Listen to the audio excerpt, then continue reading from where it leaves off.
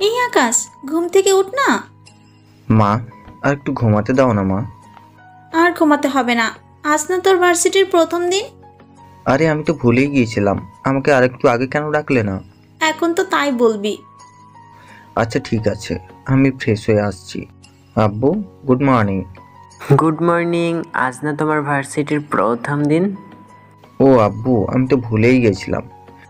এর ফাঁকে আপনাদের পরিচয়টা দিতে ভুলেই গেছি। বাবা মায়ের আদরের একমাত্র সন্তান। এবার ঢাকা ইউনিভার্সিটি কলেজে ভর্তি হয়েছি। আমি অনেক মেধাবী ছাত্র, তাই ওখানে চান্স পেতেই ভর্তি হয়ে যাই। তাই সাইকেলে করে ভার্সিটির দিকে রওনা দিই। ভার্সিটির সামনে এসে দেখি আমার বন্ধুরা বসে বসে গল্প করতেছে, তাই আড্ডা দিতে চলে গেলাম। হাই দোস্ত, সবাই কেমন আছিস? এই তো সবাই ভালো আছি। তাহলে বল, আসতে দেরি হলো কেন? আসলে সাইকেলে করে আসছিলাম তো, তাই দেখি সবাই আমার মুখের দিকে তাকিয়ে আছে, যেন ভূত দেখতেছে। এই দেখ তো, এটা সত্যি আকাশ কিনা। কেন, আমাকে দেখে কি ভূত মনে হচ্ছে? আরে না, তা হবে কেন? যে ছেলে কখনো গাড়ি ছাড়া চলাফেরা করেনি সে কিনা আজ ভার্সিটিতে সাইকেল চালিয়ে আসছে, আমার তো বিশ্বাসই হচ্ছে না। হয়েছে, আর তোদের বিশ্বাস করতে হবে না। চল ক্লাসে যাই। সবাই চল ক্লাসে যাই। তারপর সবাই মিলে ক্লাসে আসলাম। যে যার জায়গায় মতো বসে পড়লাম। স্যার এসে রুমে ঢুকলেন। Hey everybody, how are you? Fine sir. আজকে যেহেতু ক্লাসে প্রথম দিন, তাই সবার সাথে আগে পরিচিত হওয়া দরকার। তারপর স্যার একে একে সবার সাথে পরিচয় হলেন, কারণ এখানে যেসব ছেলেমেয়েরা ভর্তি হয়েছে সবাই ধনী পরিবারের লোক। এই ছেলে, তোমার নাম কি? আমার নাম আকাশ চৌধুরী। তোমার বাবা কি করেন? আমার বাবা ছোট একটা সরকারি চাকরি করেন। এই কথা শুনে আমার বন্ধুরা এমনভাবে তাকিয়ে আছে আমি যেন কোনো চিড়িয়াখানার প্রাণী। তারপর ক্লাস শেষ করে সবাই চলে আসলাম। তুই এটা কি করলি? কি করলাম? সবার থেকে নিজের পরিচয় গোপন করলি কেন? আমি চাই না আমার পরিচয় কেউ জানুক। আচ্ছা, আমি বাসায় গেলাম, বাই। তারপর বাসায় এসে ঘুম দিলাম। পরের দিন আবার ভার্সিটির দিকে রওনা দিলাম। সাইকেল নিয়ে ঢুকতেই একটা অ্যাক্সিডেন্ট, আমার সাইকেলের সাথে ধাক্কা খেয়ে একটা মেয়ের স্কুটির আয়না ভেঙে গেছে। মেয়েটা যেভাবে তাকিয়ে আছে মনে হয় আমাকে খেয়েই ফেলবে। আমি মেয়েটির দিকে তাকিয়ে আছি। এত সুন্দর মেয়ের রূপের বর্ণনা করে শেষ করা যাবে না। আমি তো দেখেই ক্রাশ খাইছি। হঠাৎ মেয়েটিটাকে ঘোর কাটলো। সরি। সরি বললেই কি সব ঠিক হয়ে যাবে? মানে? আমার স্কুটি যে নষ্ট হয়ে গেছে, রিপেয়ার করে দেবে কে? আমি রিপেয়ার করে দেবো। বলুন কত টাকা লাগবে? 5,000 টাকা দিন। এতগুলো টাকা কোথা থেকে দেব? যেখান থেকে পারেন। তারপরে আমার বন্ধুদের ফোন করলাম, ওদের কাছ থেকে টাকা নিয়ে মেয়েটিকে দিয়ে দিলাম। তারপর ক্লাসে চলে আসলাম। তারপর স্যার ক্লাসে চলে আসলো, অঙ্ক করাতে শুরু করলো। স্যার সবাইকে প্রশ্ন করলেন এক এক করে, কিন্তু কেউ উত্তর দিতে পারে না। আমি অনেক মেধাবী ছিলাম, তাই স্যারের সকল প্রশ্নের উত্তর দিলাম। ক্লাসে সবাই আমার দিকে তাকিয়ে আছে। ক্লাস শেষে স্যার সহ সবাই আমার অনেক প্রশংসা করলো। অনেক ছেলে মেয়ে আমার সাথে বন্ধুত্ব করে, আমিও কাউকে না করিনি। তারপর আমরা বন্ধুরা মিলে বাসায় চলে আসলাম। এসে দেখি আম্মু লাঞ্চ করতেছে।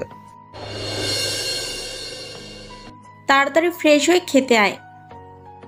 ফ্রেশ হয়ে এসে আম্মুর সাথে বসলাম। তুই দেখি অনেক চেঞ্জ হয়ে গেছিস। কই আম্মু, ঠিকই তো আমি। এখন আর আগের মতো চলাফেরা করিস না। তোর শরীর ঠিক আছে তো বাবা? আমার আবার কি হবে, আমি ঠিক আছি। আম্মু, তোমাকে একটা কথা বলবো? কি কথা? আম্মু, আজকে একটা মেয়ে দেখে আমার অনেক ভালো লেগেছে। ও মা, তাই? তা মেয়েটার ব্যাপারে কিছু জানিস? না আম্মু, মেয়েটা আমার থেকে আজকে 5,000 টাকা নিয়ে গেল। কেন? তারপর আম্মুকে সব ঘটনা খুলে বললাম। আম্মু তো হাসতে হাসতে শেষ। আচ্ছা হয়েছে, আর বলতে হবে না। তারপর বন্ধুরা মিলে বিকেলবেলায় পার্কে ঘুরতে গেলাম। সেখানে অনেক মজা করলাম সবাই। হঠাৎ দেখি কলেজের মেয়েটা তার বান্ধবীদের নিয়ে ঘুরতে এসেছে, কিন্তু টিকিট কাউন্টারে তাদের নিয়ে কিছু সমস্যা হচ্ছে। আমি পকেট থেকে মোবাইল বের করে কাউন্টারে ফোন দিলাম। জিজ্ঞেস করলাম ওখানে এত ভিড় কেন। তখন তারা বলতেছে, স্যার মেয়েটা ভিআইপি টিকিট চাচ্ছে, এতে সমস্যা কোথায়? টিকিট তো শেষ। আচ্ছা, ওদের ভেতরে আসতে দাও, তবে টাকা নেবে না। Okay sir. তারপর মেয়েগুলোকে ভেতরে আসতে দেওয়া হলো। আমি মেয়েটির দিকে হাঁ করে তাকিয়ে আছি। হঠাৎ দেখি মেয়েটি আমার সামনে। এই যে মিস্টার, অমন করে কি দেখছেন? কই, কিছু না তো। এই নিন ধরুন। কি আছে এটাতে? আজ সকালে যে টাকাগুলো দিয়েছেন ওই টাকাগুলো। কিন্তু ওটা তো আমি আপনাকে ক্ষতিপূরণ দিয়েছি, আমার লাগবে না। আপনাকে নিতে বলছি নিন। তারপর আমি বাধ্য ছেলের মতো টাকা নিয়ে নিলাম। ততক্ষণে আমার বন্ধুরা মিলে দাঁড়িয়ে দাঁড়িয়ে শুটিং দেখছিল। বন্ধুরা মিলে পার্ক থেকে বেরিয়ে আসলাম। ওখান থেকে এসে বন্ধুদের ট্রিট দিতে হলো। বাসায় এসে মেয়েটার কথা ভাবতেছি। যতটা খারাপ ভাবছিলাম ততটা না। প্রতিদিনের মতো নাস্তা করে ভার্সিটির দিকে রওনা দিলাম। রাস্তায় মেয়েটির সাথে দেখা, দৌড়ে মেয়েটির সামনে গেলাম। হাই, আমি আকাশ। আমি সাজ। আপনার নামটা অনেক সুন্দর। থ্যাঙ্কস, আপনার নামটাও অনেক সুন্দর। ধন্যবাদ। আচ্ছা, আমরা কি এভাবে দাঁড়িয়ে কথা বলবো না ভার্সিটির দিকে যাব? ও হ্যাঁ, চলুন। এরপর কথা বলতে বলতে ভার্সিটিতে চলে আসি। আমি বন্ধুদের সাথে আড্ডা দিতে চলে গেলাম। সাজ ক্লাসরুমে চলে গেল। ক্লাসে এসে তো আমি পুরোই অবাক, কারণ সাজ আমার সাথে একই ক্লাসে পড়ে। সাজও আমাকে দেখে শক খেলো। দুজনেই কিছু বলার আগেই স্যার চলে আসলো। প্রতিদিনের মতো স্যার আমার প্রশংসা করতেন। এদিকে মেয়েটিও ক্লাসে টপার ছিল। এদিকে আমি প্রতিদিন সাজের দিকে তাকিয়ে থাকতাম। তা আমার বন্ধুরা বুঝতে পেরে, কি রে, আজকাল মন কোন দিকে থাকে? কই, কোনো দিকে না তো। দোস্ত, শ্বাস মেয়েটা কিন্তু হেব্বি। এইভাবে তাকিয়ে আছিস কেন? শালা, সাজকে আমি পছন্দ করি, সো ও তোদের ভাবি হবে, বুঝলি? সবাই মিলে চিৎকার করে উঠল। দোস্ত, ট্রিট কিন্তু এখনই দিতে হবে। হ্যাঁ অবশ্যই, আমার বাপের হোটেলে গিয়ে খেয়ে আসিস। সবাই মিলে দোস্ত, তাহলে এখনই চল। আগে মেয়েটার ব্যাপারে সকল ইনফরমেশন এনে দিবি, তারপর। তুই কিছুই চিন্তা করিস না, সব ইনফরমেশন এনে দিব। এইভাবে চলতে থাকে দিনকাল। পরের দিন কলেজে এসে আমি তো পুরোই অবাক। সাজ আমার সাথে ফ্রেন্ডশিপ করার জন্য হাত বাড়িয়ে দিল। আমিও কিছু না ভেবে ফ্রেন্ডশিপ করে নিলাম। তারপর সাজ ক্লাসে চলে গেল। একটু পর দেখি বন্ধুরা এক এক করে গাড়ি নিয়ে ভার্সিটিতে ঢুকছে। কি রে, কোনো খোঁজ খবর পেয়েছিস? তাহলে বল না। তারপর আর কি, ওরা আমাকে যা বললো শুনে তো আমি পুরোই শকড। পরে সবাই ক্লাসে চলে গেলাম। এদিকে সাজের সাথে আমার বন্ধুত্ব আরও গভীরে হয়ে উঠল। পরের দিন কলেজে গিয়ে দেখি সাজ ও তার বান্ধবীরা বসে আছে, সাথে আমার বন্ধুরাও। আমিও ওদের সাথে অ্যাটেন্ড করি। ওখানে বসার আগেই সাজ আমাকে টেনে নিয়ে গেল। কি রে, এইভাবে টেনে আনলি যে? তুই কি আমার থেকে কিছু লুকাচ্ছিস? কই না তো। কি লুকাবো? তুই নাকি আমাকে ভালোবাসিস। তোকে কে বলেছে? এই, আমি সব জানি, এবার প্রপোজ কর। এখন ফুল কোথায় পাবো? দেখি বন্ধুরা দৌড়ে এসে ফুল দিয়ে গেল। তারপর আমিও হিন্দি সিনেমার নায়কের মতো হাঁটু গেড়ে বসে ওকে প্রপোজ করলাম। I love you. I love you too Akash. এভাবে চলতে থাকে আমাদের সম্পর্ক। সাজুর বান্ধবীরাও আমার বন্ধুরা বসে গল্প করতেছিলাম। হঠাৎ খেয়াল করলাম শাকিল সুমির দিকে তাকিয়ে আছে। সুমিও শাকিলের দিকে তাকিয়ে আছে। ব্যাপারটা বুঝতে পেরে শুধু তাকিয়ে থাকলে চলবে? কথাবার্তা নাকি কিছু বলবি? ওদেরকে আলাদা কথা বলার জন্য পাঠিয়ে দিলাম। পরে যে যার মতো বাড়িতে আসতে যাব, তখন সাজ বায়না ধরলো শপিং করবে। কি আর করার, ওর সাথে চলে গেলাম। আমি ওকে আমার এক পরিচিত শপিং মলে নিয়ে গেলাম। গেট দিয়ে ঢুকবো, সিকিউরিটি আমাকে সালাম দিল। আসসালামু আলাইকুম। ওয়ালাইকুম আসসালাম। কেমন আছেন সাহেব? ভালো, আপনি? সাজ চলো, আমার ভেতরে যাই। উনি কি তোমাকে চিনে? বললাম না, আমার পরিচিত। ও, একটা কথা বলবো? হ্যাঁ বলো। আমি না এর আগে কখনো এত বড় শপিং মলে আসিনি। সত্যি কি বলো? তোমার বাবা তো কোটি কোটি টাকার মালিক, আর তুমি এ কথা বলতেছো? তাতে কি, আমার স্বামীর তো আর নেই। এই, কে তোমার স্বামী? কেন, তুমি? আমাদের তো এখনো বিয়েই হয়নি, আর তুমি স্বামী বানিয়ে ফেলেছো এর মধ্যে। না হলে কি হবে, একদিন না একদিন তো হবেই। তোমার বাবা আমাকে মেনে নেবে তো? তা পরে দেখা যাবে। তাছাড়া আমি বাবার একমাত্র মেয়ে, আমার কথা আব্বু কখনো ফেলতে পারবে না। তাই ওসব পরে ভাবা যাবে, এখন চলো তো। আচ্ছা, আমরা এখানে কি কিনবো? শাড়ি কিনবো। আচ্ছা চলো, ওই দোকানে অনেক ভালো শাড়ি পাওয়া যায়। কিন্তু তুমি তো কখনো শাড়ি পরোনি, আর আমিও দেখলাম না কখনো শাড়ি পরতে তোমাকে। তুমি কি করে জানো ওই দোকানে ভালো শাড়ি পাওয়া যায়? এরা কি অন্য কোনো মেয়েকে নিয়ে আসছো নাকি? আরে কি যে বলো না, আমার জন্য কিনতাম তো, তাই সেই জন্য জানি আমি। ও আচ্ছা, তাহলে চলো শাড়ি দেখি। সেই জন্য সাজকে নিয়ে দোকানের ভেতরে গেলাম। দোকানদার আমাকে দেখে বলে উঠল, আরে স্যার, কেমন আছেন? অনেকদিন পর এলেন। আলহামদুলিল্লাহ ভালো আছি, আপনি কেমন আছেন? আমিও ভালো আছি, কিন্তু ইনি কে? আমার হবু বউ। কথাটা বলে সাজের দিকে তাকিয়ে দেখি সাজ আমার দিকে অপলক দৃষ্টিতে তাকিয়ে আছে। তখনই আমি ওকে বলে উঠি, তাকিয়ে থাকলে হবে না কিছু কিনবে? ও হ্যাঁ, কিনবো তো, তবে তোমার পছন্দের। ওকে, ওই শাড়িগুলো দেখান। ওখান থেকে 3টা শাড়ি সাজের পছন্দ হলো। আঙ্কেল, 3টাই দিয়ে দিন। এই শাড়িগুলোর দাম কত? কি, 3টা শাড়ির দাম এতগুলো টাকা? আর আপনি বলছেন সামান্য? আপনাকে টাকা দিতে হবে না।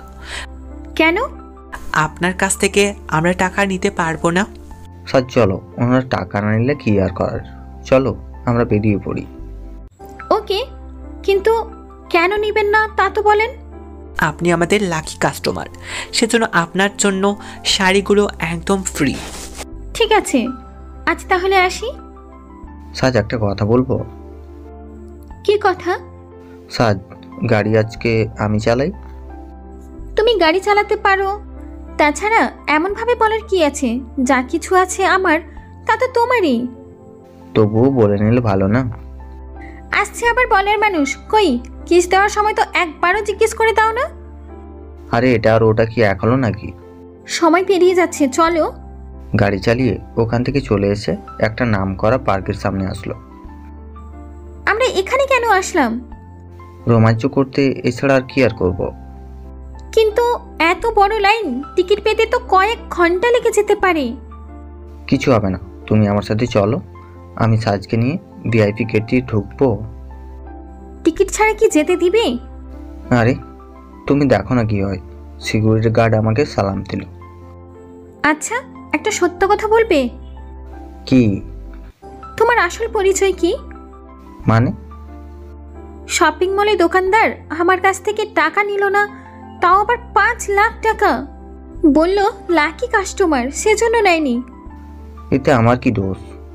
তুমি তোমার মায়ের জন্য ওই দোকান থেকে না শাড়ি কিনতে? হ্যাঁ, কিন্তু কেন? তোমার বাবা তো সরকারি চাকরি করে, তাহলে মাসিক বেতন বা কত হবে? আর তোমার মা লক্ষ লক্ষ টাকার শাড়ি পরে। সবকিছু আমার কেমন জানি লাগে। তেমন কিছুই না, চলো কফি খাই। ওইসব নিয়ে তোমাকে না ভাবলেও চলবে। ওকে চলো। কফি খেতে এখানকার বিখ্যাত কফি শপে গেলাম। খাওয়া শেষ করে সাজ আমাকে নামিয়ে দিয়ে চলে গেল। ওখান থেকে একটু হেঁটে বাসায় চলে গেলাম। বাসায় গিয়ে সাজকে কল দিলাম। সাজ, একটু শোনো না। কি বলবে? আমি এখনো ফ্রেশ হইনি। আজকে রাতে শাড়ি পরবে। কেন? তোমাকে শাড়িতে কেমন লাগে দেখতে ইচ্ছে করছে।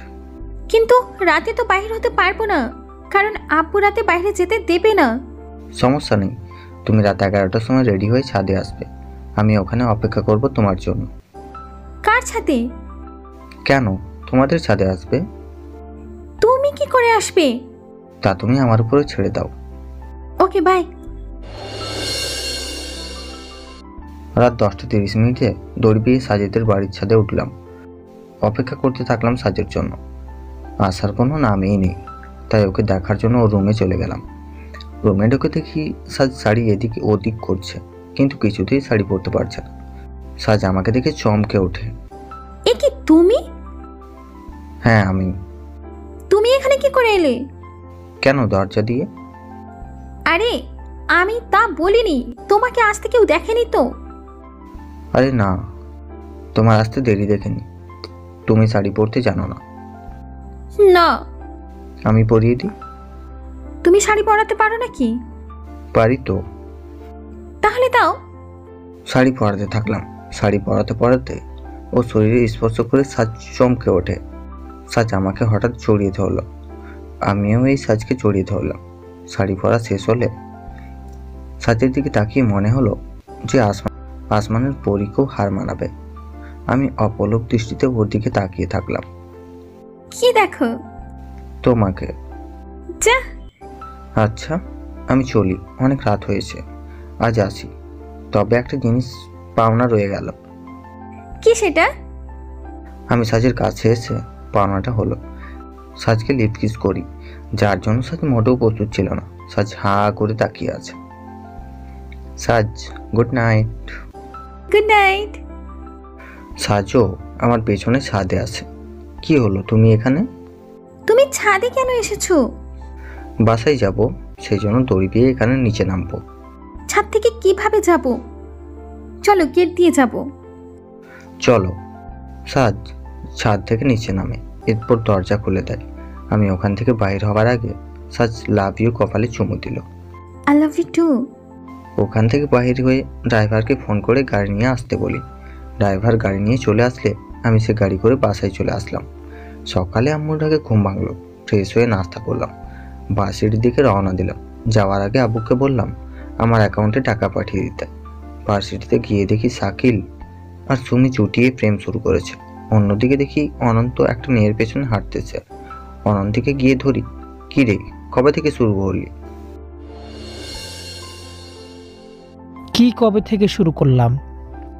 এই যে প্রেম। মেয়েটাকে কিভাবে পটাবো আইডিয়া দে। মেয়েটাকে আমার অনেক ভালো লেগেছে, ওকে বিয়ে করতে চাই দোস্ত। অনন্তকে সবকিছু বুঝিয়ে দিলাম। ক্লাসে এসে যা দেখলাম মোটেও প্রস্তুত ছিলাম না। সাজকে রুমের ভেতর কয়েকটা ছেলে বিরক্ত করছে, তাই রুমে ঢুকে সবাইকে মানা করার সত্ত্বেও কেউ কোনো কথাই শুনতে চাইছে না। পরে ওখান থেকে একটা ছেলেকে চেনা লাগছে। ওর নাম তো জাসিম। জাসিম বলে ডাকতে হওয়াতে সবাই আমার দিকে তাকালো। জাসিম আমাকে দেখে ভয় পেয়ে গেল। সবার সামনে আমার কাছে এসে মাপ চাইল। সবাই আমার দিকে তাকিয়ে আছে। যে জাসিম কলেজের কাউকে ভয় পায় না, সে কিনা আমার কাছে মাপ চাইছে। জাসিমকে দেখে ওর ছেলেরা দাঁড়িয়ে আছে। ও ওদেরকে ধমক দিয়ে আমার কাছে মাপ চাইতে বলে। আমি ওখান থেকে সাজকে সঙ্গে নিয়ে চলে আসতে চাইলে জাসিম আমার পা ধরে থাকে আর বলে প্লিজ ভাইয়া আমাকে মাফ করে দিন, নইলে আমি পা ছাড়বো না। ওকে মাফ করে দিলাম, ভবিষ্যতে যেন না দেখি। আচ্ছা ঠিক আছে যা।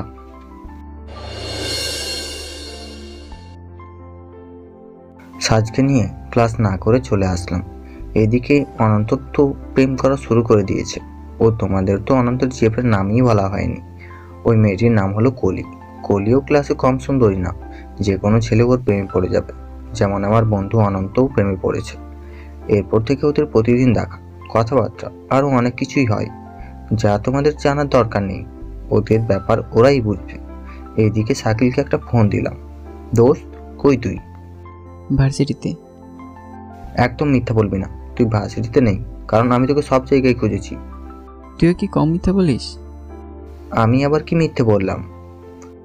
সাজকে তোর আসল পরিচয় দিলি না যে? আচ্ছা বাদ দে, রাতে পার্টি আছে, সুমিকে নিয়ে চলে আসিস। ওকে। ওইদিকে অনন্তকে ফোন করে ওর জিএফকে নিয়ে পার্টিতে চলে আসতে বললাম। আপনারা হয়তো ভাবছেন বন্ধুদের কেন তাদের জিএফকে নিয়ে আসতে বললাম। আরে ভাই চিন্তা করবেন না, আকাশ ও জিএফকে নিয়ে আসবে। রাতে সব বন্ধুরা তাদের জিএফদেরকে নিয়ে আসলো। সালা আমারই কপাল খারাপ, কারণ আমার জিএফ আসতে পারেনি। সেই জন্য বন্ধুরা জিজ্ঞেস করছিল কেন আসেনি। পরে ওদের বলে দিই কেন আসেনি।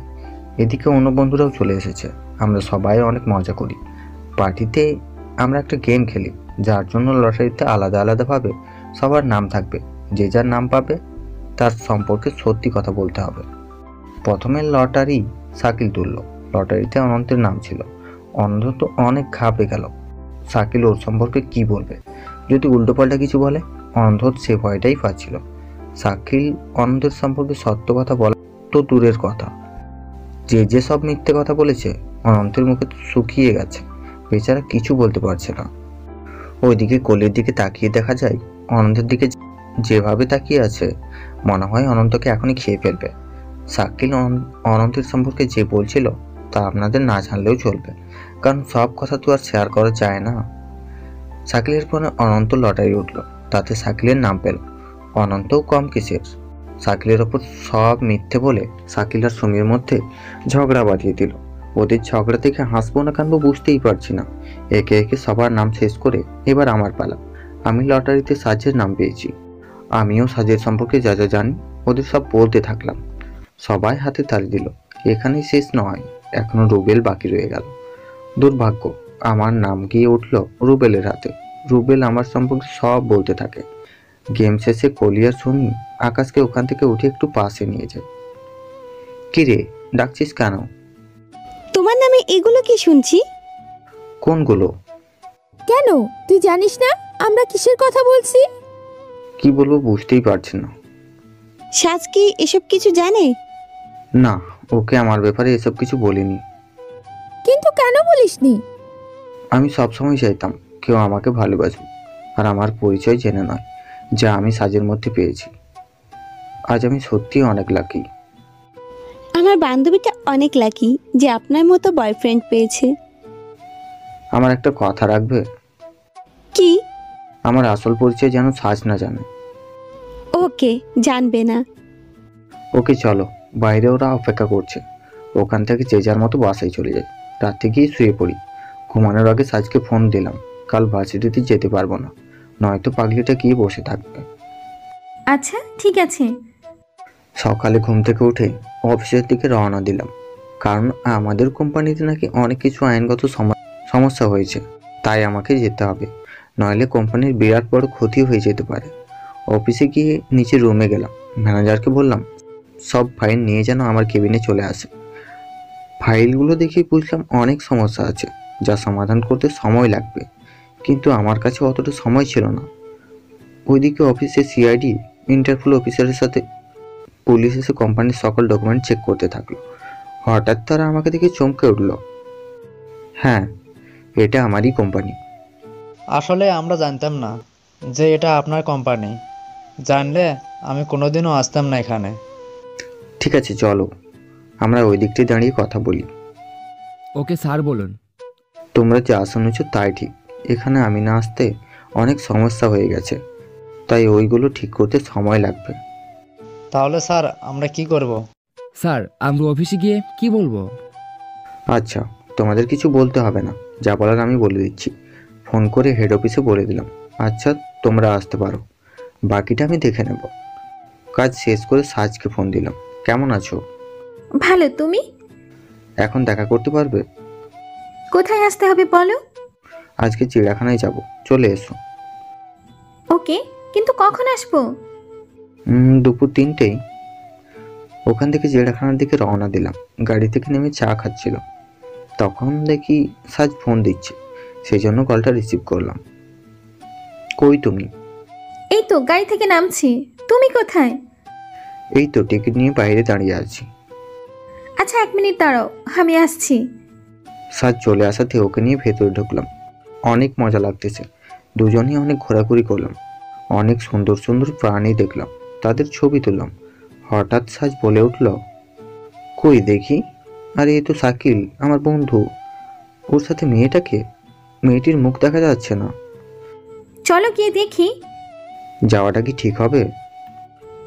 তোমাকে এত চিন্তা করতে হবে না, চলো তো। ওকে চলো।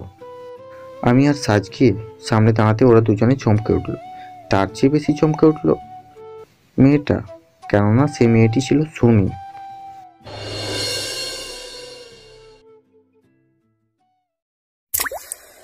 আরে দোস্ত, এখানে যে আসবি আমাকে একবারও বললি না। তোমাকে কি বলবে আমার বান্ধবী? আমাকেও তো কিছু বলেনি।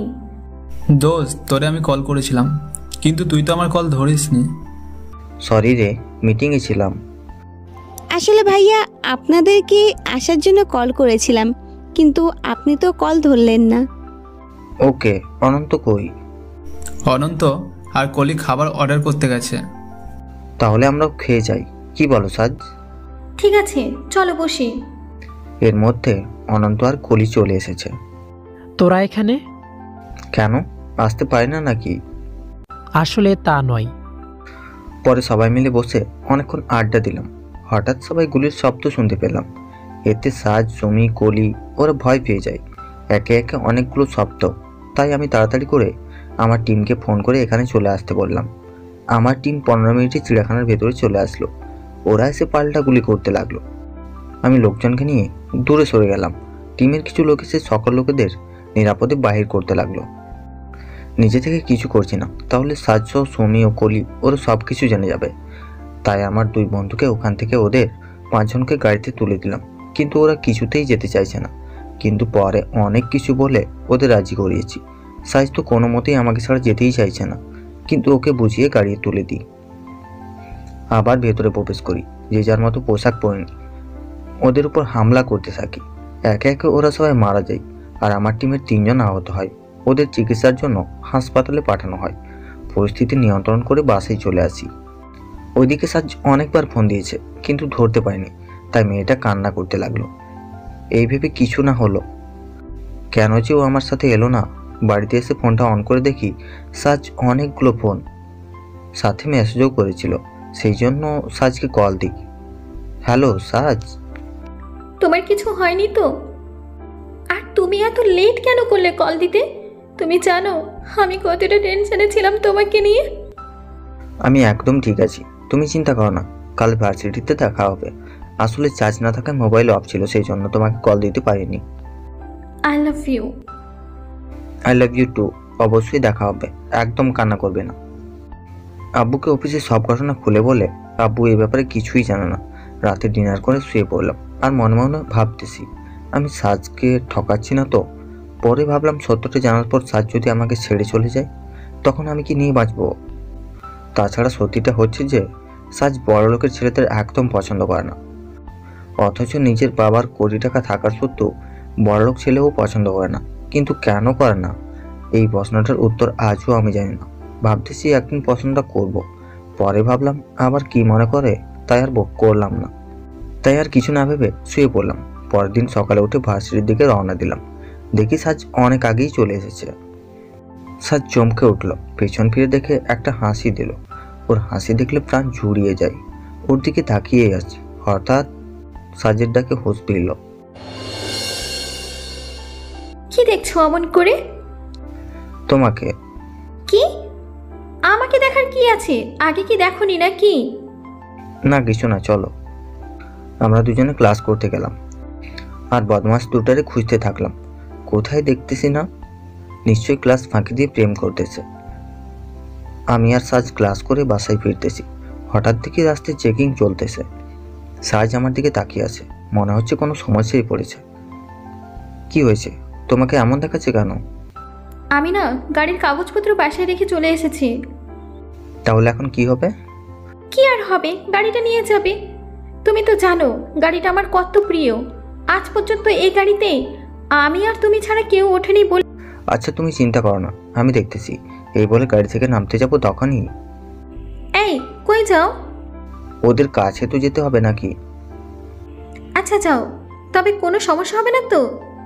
না। এই বলে পুলিশের গাড়ির কাছে এসে নিজের পরিচয় দিলাম। স্যার, আপনি এখানে কোনো সমস্যা? হ্যাঁ, একটু সমস্যা হয়েছে। আপনার জন্য কি করতে পারি? তেমন কিছু না, ওই যে গাড়িটাকে দেখতেছেন ওটাকে ছেড়ে দিলেই চলবে। আপনি কোনো চিন্তা করবেন না, আমি এখনই ছেড়ে দিতে বলছি। এই বলে গাড়িতে গিয়ে বসলাম। কি বললো ওনারা? তেমন কিছু না, চলো বাসায় যাই। কিন্তু ওনারা যেতে দিবে তো? দিবে, তুমি চলো। ওকে। এইভাবে কেটে গেল কয়েকটা মাস। সামনে আমাদের ফাইনাল পরীক্ষা। হঠাৎ দেখি সাজের ফোন। কেমন আছে আমার জান পাখিটা? ভালো।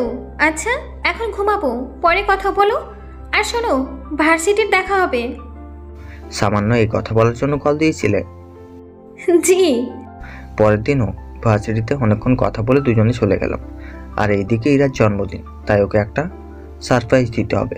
তাই নির্দিষ্ট তারিখে বন্ধুদেরকে নিয়ে সব রেডি করে ফেললাম। রাত 11টার সময় সাজকে ফোন করলাম। সাজ, কই তুমি? এই তো শুয়ে আছি। তুমি কি করো? একটু নিচে আসো তো। এত রাতে নিচে কেন আসবো? আগে আসো, তারপর বলছি। আর শোনো, সুন্দর করে সেজে আসবে। ওকে, সেজে আসবো, কিন্তু যাবো কোথায়? রেডি হয়ে আসো, তারপর বলবো। 30 মিনিট অপেক্ষা করো। এদিকে গাড়ি নিয়ে সাজের জন্য অপেক্ষা করতে লাগলাম।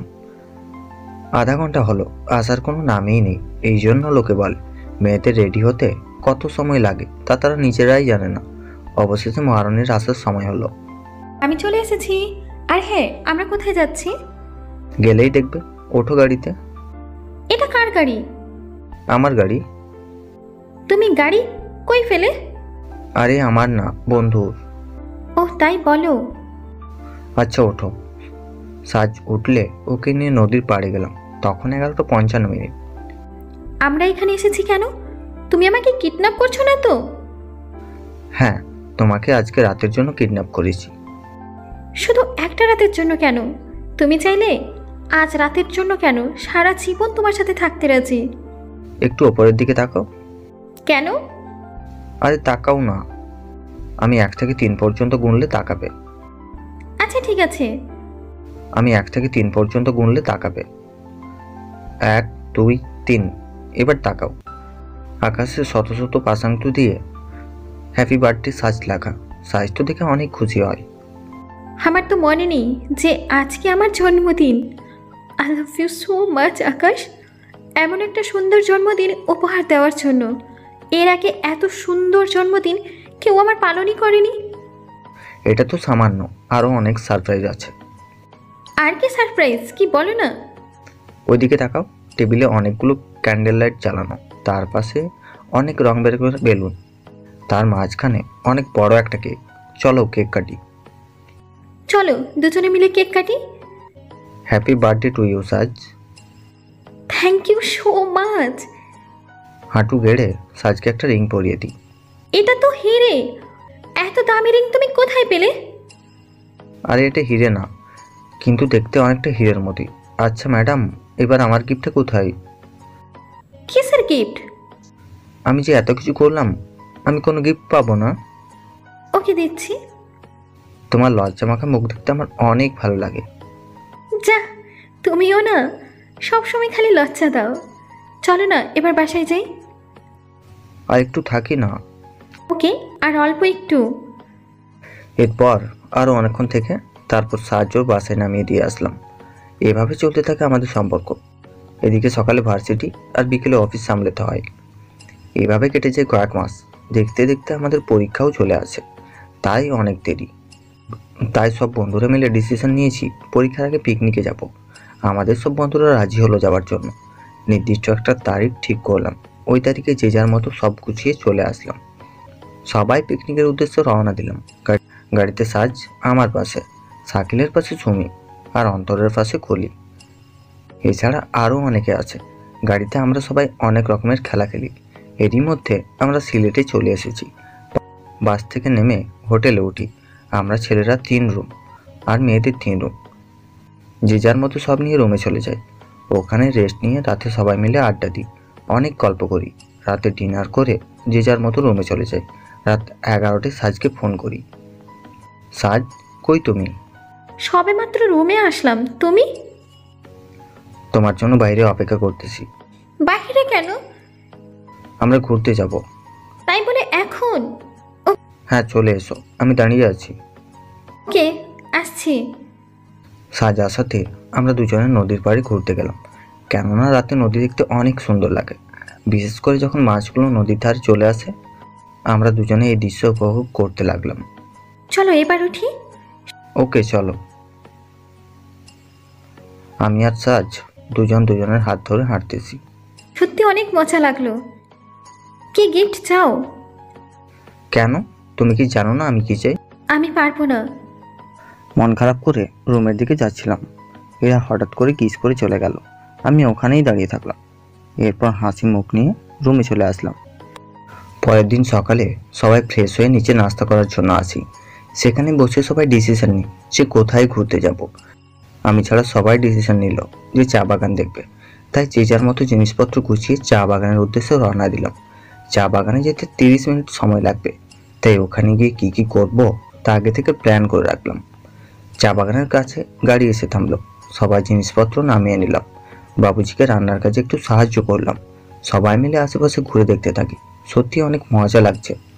মেয়েরা সবাই এক টিমে আর ছেলেরা আরেক টিমে।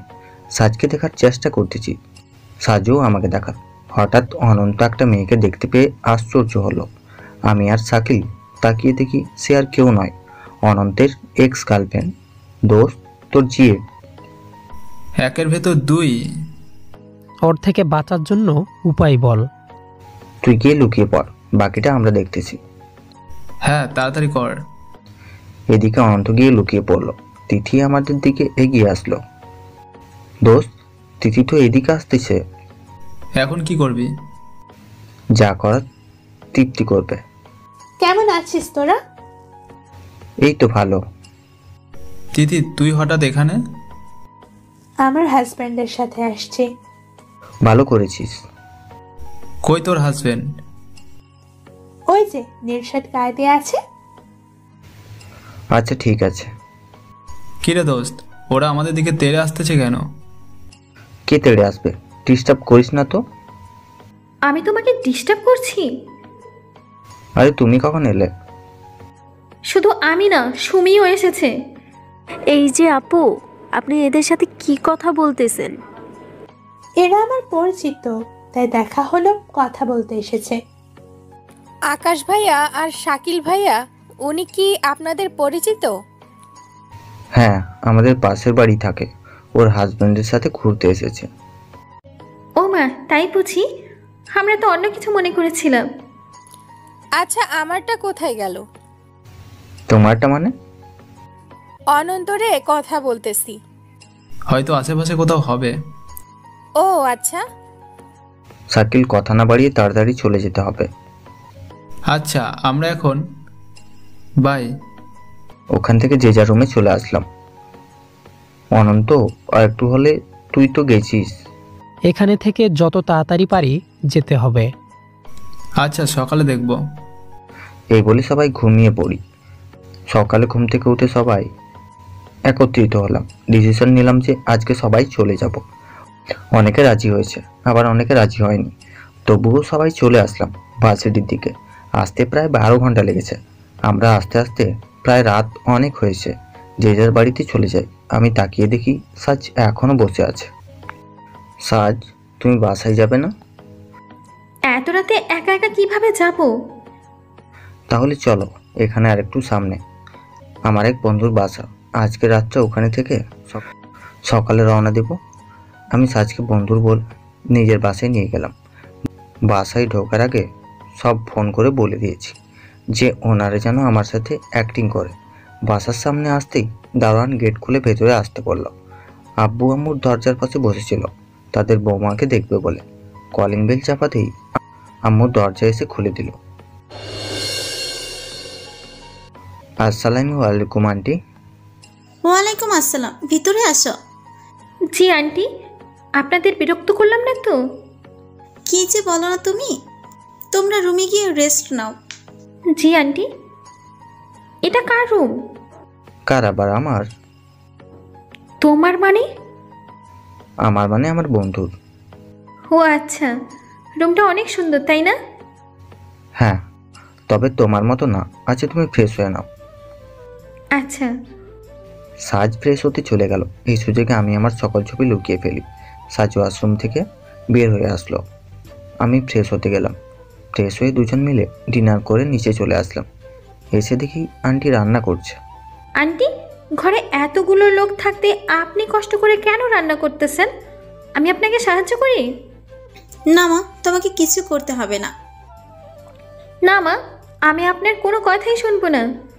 আচ্ছা ঠিক আছে মা। সাজার আম্মু রান্না করতে লাগলো আর আমি আর আব্বু দেখতে থাকি। মেয়েটাকে আমার কিন্তু অনেক পছন্দ হয়েছে। দেখলে যে কেউই বলবে মা মেয়ে। ঠিক বলেছ। তোমাদের খাবার রেডি, চলো আমরা খেতে যাই। আমরা সবাই মিলে রাতে ডিনার করতে করতে অনেক কথা হয়। এমন সময় আম্মু বলে উঠল, এমন একটা লক্ষ্মী মেয়েকে আমার ছেলের বউ করে আনবো। সাজ দেখে মনে হয় অনেক লজ্জা পেয়েছে। খাবার শেষে যে যার রুমে চলে গেলাম। সাজকে আমার রুমে ঘুমাতে বললাম। সাজ প্রথমে রাজি হলো না, কারণ এত বড় রুমে এর আগে কখনো ঘুমায়নি। তাহলে এখন কি করবে? কি আর করার, দুজনে না হয়। কিন্তু বেড তো একটা।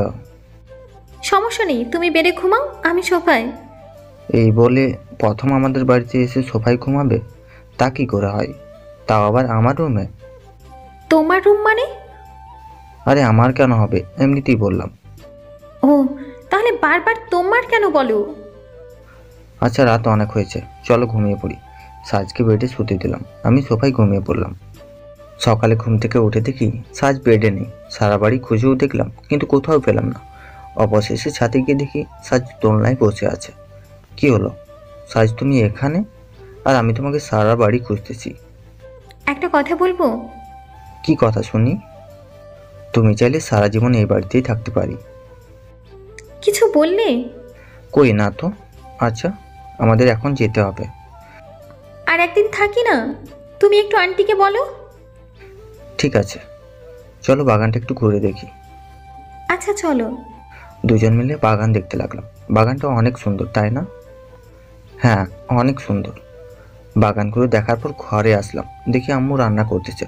সাজু আম্মুকে রান্নার কাজে সাহায্য করতেছে।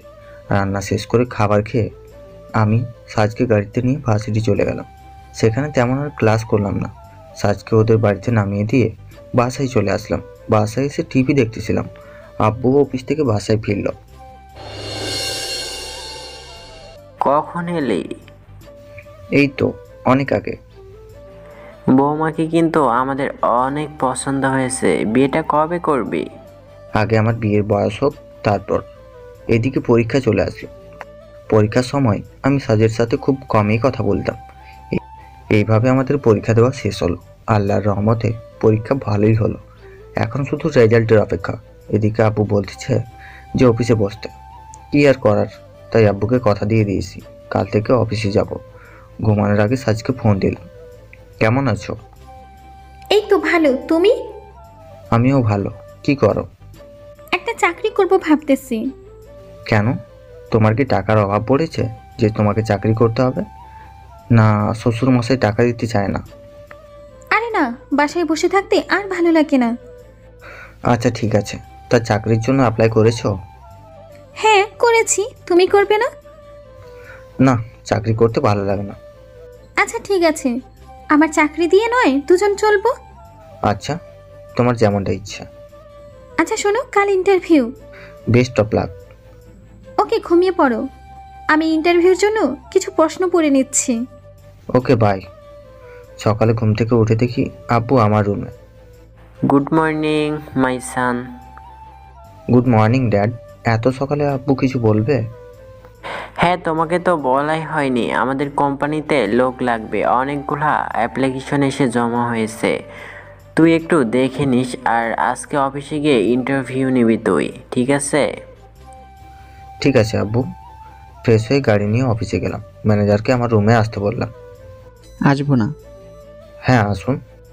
আজকে যাদের ইন্টারভিউ হবে তাদের ফাইলগুলো দিন। এই নিন স্যার। আমি ওখান থেকে সবার নাম প্রোফাইলে দেখতে থাকি। হঠাৎ একটি নাম দেখে আমি চমকে উঠি। সে আর কেউ নয়, আমার স্বপ্নের রাজকন্যা সাজ। এরপর ম্যানেজারকে রুমে আসতে বলি আর সাজের ব্যাপারে সব কিছু বুঝিয়ে বলি। আর সাজকে যে প্রশ্নগুলো করা হবে তা আমি আপনাকে ফোন করে সব বলে দেব। Okay sir. ম্যানেজারকে ফোন করলাম। আমি যে প্রশ্নগুলো করব সেই প্রশ্নগুলো আপনি সাজকে করবেন, ঠিক আছে? ঠিক আছে। প্রথম প্রশ্ন করবেন, তোমার কোনো বিএফ আছে? আপনার কোনো বিএফ আছে? হ্যাঁ আছে। তার নাম? আকাশ। আপনি সবচেয়ে কাকে বেশি ভালোবাসেন? আমার বাবা মাকে আর আমার বিএফকে। আপনি এবার আসতে পারেন। সাজ বাইরে অপেক্ষা করতে লাগলো। ওর যেন খুব চিন্তা হচ্ছে। কেন এই প্রথম ইন্টারভিউতে এমন প্রশ্ন করতে দেখে। ম্যানেজার আমার রুমে আসলো। আমি ম্যানেজারকে সব বুঝিয়ে দিলাম যে কাকে কাকে চাকরি দেবেন। এই বলে ম্যানেজারকে পাঠিয়ে দিলাম। ম্যানেজার সাজকে গিয়ে ওর চাকরি হওয়ার সুখবর দিল আর 23 তারিখ থেকে চাকরিতে জয়েন করতে বলল। এরপর সাজ বাসায় চলে গেল। বাসায় গিয়ে ওর আব্বু আমাকে মিষ্টিমুখ করলো। রাতে আমাকে ফোন করলো। কেমন আছো তুমি? এই তো ভালো। তুমি? তোমাকে এত খুশি দেখাচ্ছি, ব্যাপার কি বলো তো? তুমি জানো আজ আমার চাকরির ইন্টারভিউ ছিল। আমি না ইন্টারভিউতে পাশ করে গেছি। কংগ্রাচুলেশন। কালকে রেস্টুরেন্টে আসবা।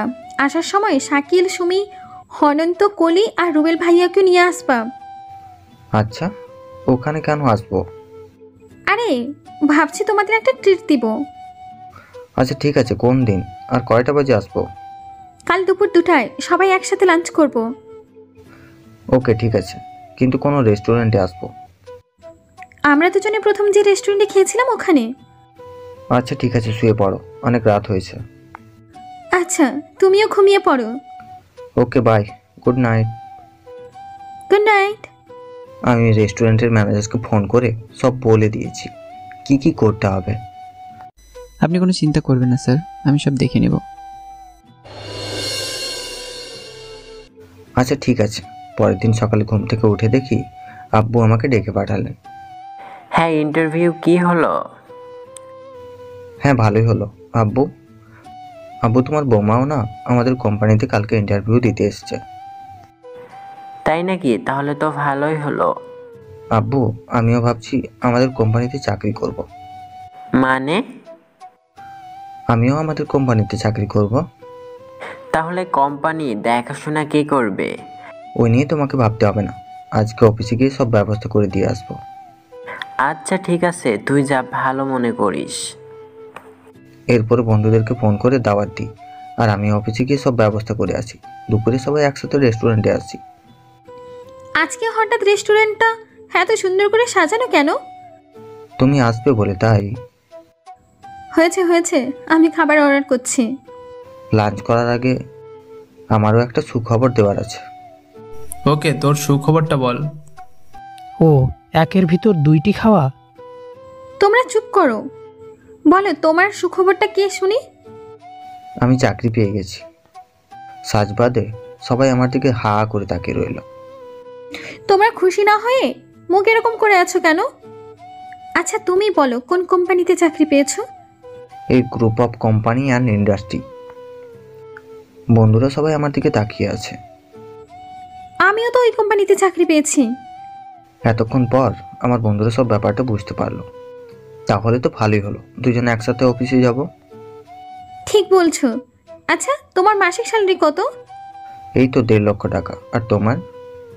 70,000 টাকা। আচ্ছা ওই কোম্পানিতে তোমার কি কাজ? এই কোম্পানির দেখাশোনা করা। আর তোমার? সহকারী ম্যানেজার। আচ্ছা কোম্পানি দেখাশোনা করার জন্য মালিকের ছেলে আছে, তাহলে তুমি কেন দেখাশোনা করবে? তুমি কি পড়াশোনাই করবে নাকি লাঞ্চ করবে?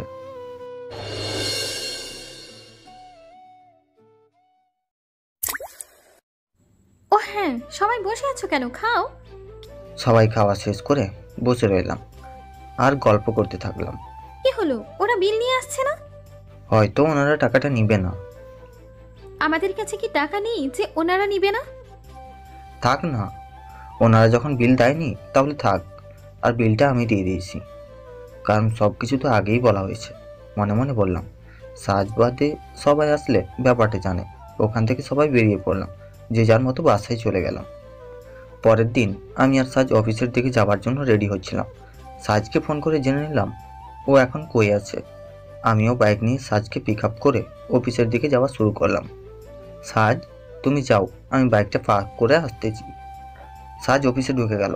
আমি সাজকে লুকিয়ে ওর কেবিনে চলে গেল। ওখানে আমি কাজ করতে থাকলাম। হঠাৎ দেখি সাজের আগমন। কি হলো আকাশ, তুমি সিও চেয়ারে কি করো? কি বললো ভেবে পাচ্ছি না। কি হলো বলছো না কেন? আরে তোমাকে বলেছি না, কোম্পানির দেখাশোনার দায়িত্ব আমার, তাই বসতে হলো। আচ্ছা ঠিক আছে। তুমি এখানে কেন? এই তো ফাইলটা সাইন করাতে আসলাম। কিসের ফাইল এটা? একটা কোম্পানির সাথে প্রজেক্ট নিয়ে চুক্তির ফাইল। এইদিকে দাও, আমি সাইন করে দিচ্ছি। তুমি সাইন করলে হবে না তো, এটা এই কোম্পানির এমডি স্বাক্ষর লাগবে। সমস্যা নেই, আমি করলেও হবে। আচ্ছা দাও। সাইন করে ফাইলটা সাবমিট করে পাঠিয়ে দিলাম। আর শোনো সাজ, ম্যানেজারকে আমার রুমে পাঠিয়ে দেবে। আচ্ছা ঠিক আছে। ওই দিন সাজ আর আমি বাসায় চলে আসলাম। পরের দিন অফিসের জন্য তৈরি হচ্ছি। অফিসে গিয়ে ম্যানেজারকে বললাম, কালকের ফাইলের কোন উত্তর এসেছে? হ্যাঁ স্যার, কম করে হলেও স্যার 100 কোটি টাকা লাভ হবে। তাহলে একটা কাজ করুন, সবাইকে বলে দিন আগামীকাল সবার জন্য পার্টি আছে। সবাইকে বলবেন ওখানে যে উপস্থিত থাকতে। ওকে স্যার, কিন্তু পার্টিটা কি বাড়িতে হবে? বাড়িতে হলে তো সাজ সব চেনে যাবে। স্যার কিছু বলছেন না যে? হ্যাঁ, মিরপুরে আমাদের যে রেস্টুরেন্ট আছে, ওখানে দেব। আর শুনুন, সাজের দিকে খেয়াল রাখবেন, ওর যে কোনো অসুবিধা না হয়। না স্যার, কোনো অসুবিধা হবে না। আচ্ছা ঠিক আছে, আপনি যান, আর সব কিছু নিজে হাতে অ্যারেঞ্জমেন্ট করবেন। সবাইকে খবর দিল যে আগামীকাল পার্টি, সো সবাই মিরপুর রেস্টুরেন্টে চলে আসবে। স্যার, স্যার, হ্যাঁ বল। কিসের পার্টি স্যার? কালকে চুক্তিতে আমাদের প্রায় 100 কোটি টাকা লাভ হবে, তাই স্যার পার্টি রেখেছেন।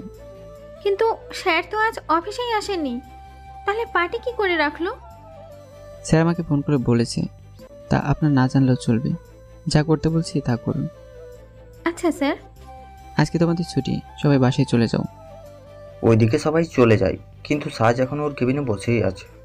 কি হলো, তুমি বাসায় যাবে না? আকাশ তো এখনো এলো না, ওইলে একসাথে যাব। স্যার তো মিটিংয়ে, কখন মিটিং শেষ হবে বলতে পারছি না। আচ্ছা, আপনি আকাশকে স্যার বলছেন কেন? উনি তখন এই কোম্পানি দেখাশোনা করে, তাই ওনাকে তো স্যার বলতেই হবে। ও আচ্ছা। আমি বাড়িতে গিয়ে আম্মু আব্বুকে খুশির খবর দিলাম। আব্বু আম্মু অনেক খুশি হলো। আব্বু, আমি না তোমাকে জানিয়ে একটা পার্টির আয়োজন করেছি। তাতে কি মাই সং, তুমি যা করবে তা তো আমাদের ভালোর জন্যই করবে। আচ্ছা, আমার বৌমা কি আসবে ওখানে? হ্যাঁ আম্মু আসবে। তুই কি ফ্রেশ হয়ে আয়, ফ্রেশ হয়ে খাবার খেয়ে নে। আমি নিজের হাতে পার্টির সব আয়োজন করেছি। রাতে অফিসের সব লোকজন চলে এসেছে, কিন্তু আমি অপেক্ষা করতেছি সাজের জন্য। সবাই পার্টি করতে ব্যস্ত, কিন্তু সাজকে দেখতে না পেয়ে মনটা কিছুতেই ভালো লাগছে না। তাই সাজকে একটা ফোন দিলাম। ফোনটা বারবার বন্ধ পাচ্ছি, তাই আমার অনেক চিন্তা হচ্ছিল। আমিও দেরি না করে গাড়ি নিয়ে বেরিয়ে পড়লাম। অনেকটা দূরে গিয়ে দেখি সাজের গাড়ির কাছে দাঁড়িয়ে আছে। গাড়ি থেকে নেমে সাজের কাছে গেলাম। সাজকে দেখতে এতটাই সুন্দর লাগছে যে আমি চোখ ফেরাতেই পারছি না, যে আসমান থেকে পড়ে নিচে নেমে এসেছে। হঠাৎ সাজের ডাকে ধ্যান ভাঙলো। কি হলো, কোথায় হারিয়ে গেলে? কই, কোথাও না। তা তো দেখতেই পাচ্ছি। তুমি এখানে দাঁড়িয়ে আছো কেন? চাকাটা পাংচার হয়ে গেছে, মোবাইলে চার্জ নেই, তাই তোমাকে ফোন করতে পারিনি। তুমি জানো আমার কতটা চিন্তা হচ্ছিল। সরি জান, আর কখনো হবে না। ঠিক আছে চলো, আমার গাড়ি করে যাবে। ঠিক আছে চলো। সাজকে নিয়ে আমি গাড়ি ড্রাইভ করতেছি। আস্তে আস্তে আমাদের অনেক কথা হলো। এর মধ্যে আমরা পার্টিতে চলে এসেছি। পার্টিতে ঢোকার সাথেই সবাই আমাদের ফুল দিয়ে বরণ করলো। আব্বু আম্মু এখনো পাশে দাঁড়িয়ে আছে। সাজ চলো, তোমাকে সবার সাথে পরিচয় করিয়ে দিই। সাজকে সবার সাথে পরিচয় করে দিই। সবারও সাজকে পছন্দ হলো, তাই সাজকে সবাই অনেক উপহার দিল। সাজ নিতে চায়নি, আমি বলাতে নিয়েছে। পার্টিতে মজা করি, কিন্তু অনেক রাত হওয়াতে সাজকে বাসায় দিয়ে আসলাম। আকাশ, তুমিও বাসায় আসো। তোমার আব্বু দেখলে কিছু বলবে না তো? না, কিছু বলবে না। সাজের সাথেও রুমে আসলাম। এরপর সাজ সবগুলো উপহার দেখতে লাগলো। সাজ তো উপহারগুলো দেখছে আর অনেক খুশি হয়েছে। এত দামি উপহার, এসব আমার জন্য? না, আমার বইয়ের জন্য। সব সময় দুষ্টামি। আচ্ছা, এগুলো দাম কত? এর দর 30 লাখের মতো হবে। এত টাকা ওনারা কই পেল? আর আমাকেই কেন এত দামি উপহার দেবে? এক প্রশ্ন না করে এই গয়নাগুলো পরে আসো। কেন? তোমাকে দেখবো বলে। কেন, আমাকে কি আর দেখেনি? আচ্ছা, তুমি রেডি হয়ে আসো, আমি অপেক্ষা করতেছি। আচ্ছা, 30 মিনিট অপেক্ষা করো। 30 মিনিটের জায়গায় 1 ঘন্টা, এখনো আসলো না। একটু পর দেখি সাজ বেরিয়ে আসলো। ওকে দেখে একদম পরিচয়ও সুন্দর লাগছে। গলায় গহনা, কানে হিরের দুল, পায়ের নুপুর, পরনে নীল রঙের শাড়ি, কি সুন্দর লাগছে বলেই বোঝাতে পারবো না। কি দেখো এমন করে? তোমাকে ছাড়া আর কাউকে দেখতে পাচ্ছি না। আমাকে দেখার কি আছে, পরে যদি নজর লেগে যায়? তা তো আর তুমি বুঝবে না। আচ্ছা আমি চলি, বাই। এই বলে চলে আসবো, এমন সময় সাজ আমার হাত ধরে টান দিল। আমাকে কিসও বললো। আপনার কি ভাবছেন এরকম রোমাঞ্চকর মুহূর্তে কিছু হবে না তা কি করে হয়? আমি জানি তুমি আমাকে কিস করতে চাইছিলে, কিন্তু বলতে পারছিলে না, তাই আমি করে দিলাম। আর একটা কাজ বাকি আছে, ওটা না হয় আমি কাল করে দিই। এই বলে সাজকে জড়িয়ে ধরলাম। ওর কপালে একটা চুমু এঁকে দিলাম। সাজ অনেকটা লজ্জা পেল। সাজের কাছ থেকে বিদায় নিয়ে বাসায় চলে আসলাম। এসে ঘুমিয়ে পড়লাম। হঠাৎ মাঝরাতে ফোন এলো। এই সময় আবার কে ফোন করলো? নাম্বার দেখে তো আমি চমকে উঠলাম। ফোন হাতে নিয়ে দেখি বিজয় ফোন করেছে।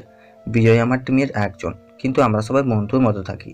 কি রে, এত রাতে ফোন করলি যে? স্যার আপনাকে এক্ষুনি মিরপুর 7-এ আসতে হবে। কেন, কোনো সমস্যা?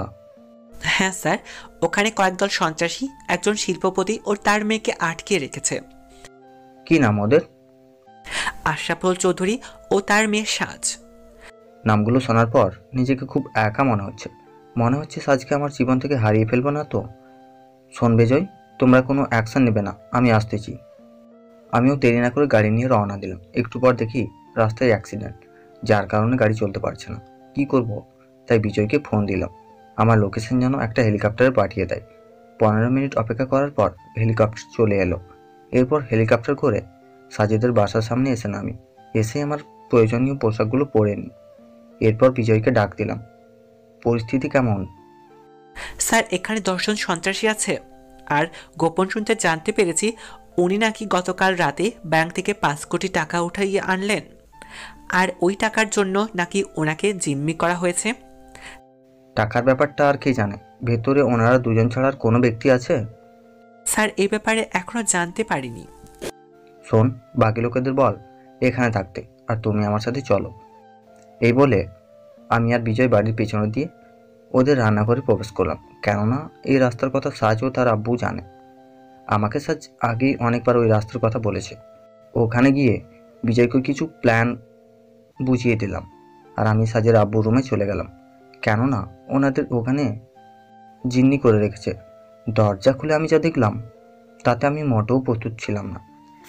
কতগুলো লোক সাজার ওর আব্বুকে বেঁধে রেখেছে। আমি দৌড়ে তাদের সামনে যাওয়াতে 2 জন লোক এসে আমাকে বন্দুক দিয়ে মাথায় আঘাত করে, আর আমি অজ্ঞান হওয়ার আগেই আমার টিমকে পাচার করতে বলি। আমার সকল টিম বাসায় প্রবেশ করে গুলি করে। সন্ত্রাসীদের মধ্যে অনেকে আহত আর অনেকে নিহত হয়। মেঝেতে পড়ার পর আমার আর কিছু মনে নেই। চোখ খুলে দেখি আমি হাসপাতালে বেডে শুয়ে আছি। আমার মাথার পাশে সাজ বসে আছে আর কান্না করতেছে। মাথায় ব্যথার কারণে ঠিকমতো কথা বলতে পারছি না। আমাকে দেখতে আমার সকল বন্ধুরা দেখা করতে এসেছে। একে একে সবাই দেখা করে চলে গেল, কিন্তু সাজ এখনও রয়ে গেল। হাসপাতালের বাইরে কড়া সিকিউরিটির ব্যবস্থা করা হয়েছে, যাতে করে আমার রুমে অচেনা মানুষ প্রবেশ করতে না পারে আর কোনো ক্ষতি করতে না পারে। ওইখানে 2 দিন থাকার পর বাসায় নিয়ে আসা হলো। তবে আমার বাসা না, সাজের বাসাই। ওখানে আমার বাকি ট্রিটমেন্ট চলছিল। সাজ আমাকে খাইয়ে দিত, আমার দেখাশোনা করতো। কেমন আছো সাজ?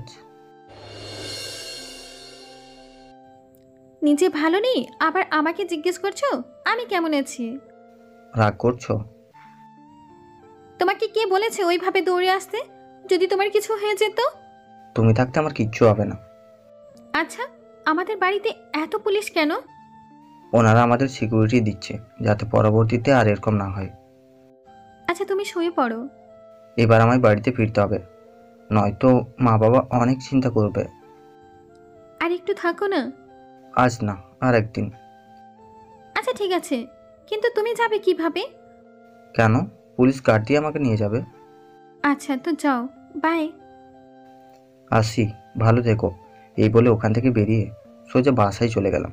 এসে দেখি আব্বু আম্মু অনেক চিন্তিত। কেমন আছো আব্বু? এনারা দুজনেই দৌড়ে এসে আমাকে বুকে টেনে নিল।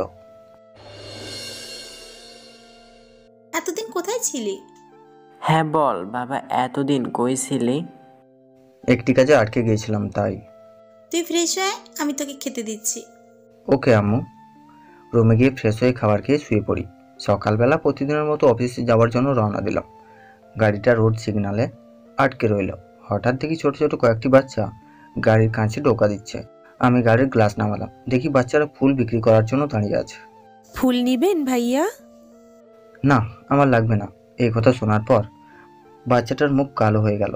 তাই আমি মানিব্যাগ থেকে 1000 টাকা দিয়ে বললাম, মামুনি এই টাকাটা রাখো। বাচ্চাটি কিছুক্ষণের জন্য খুশি হলো, পরে না করে দিল। কি হলো নাও?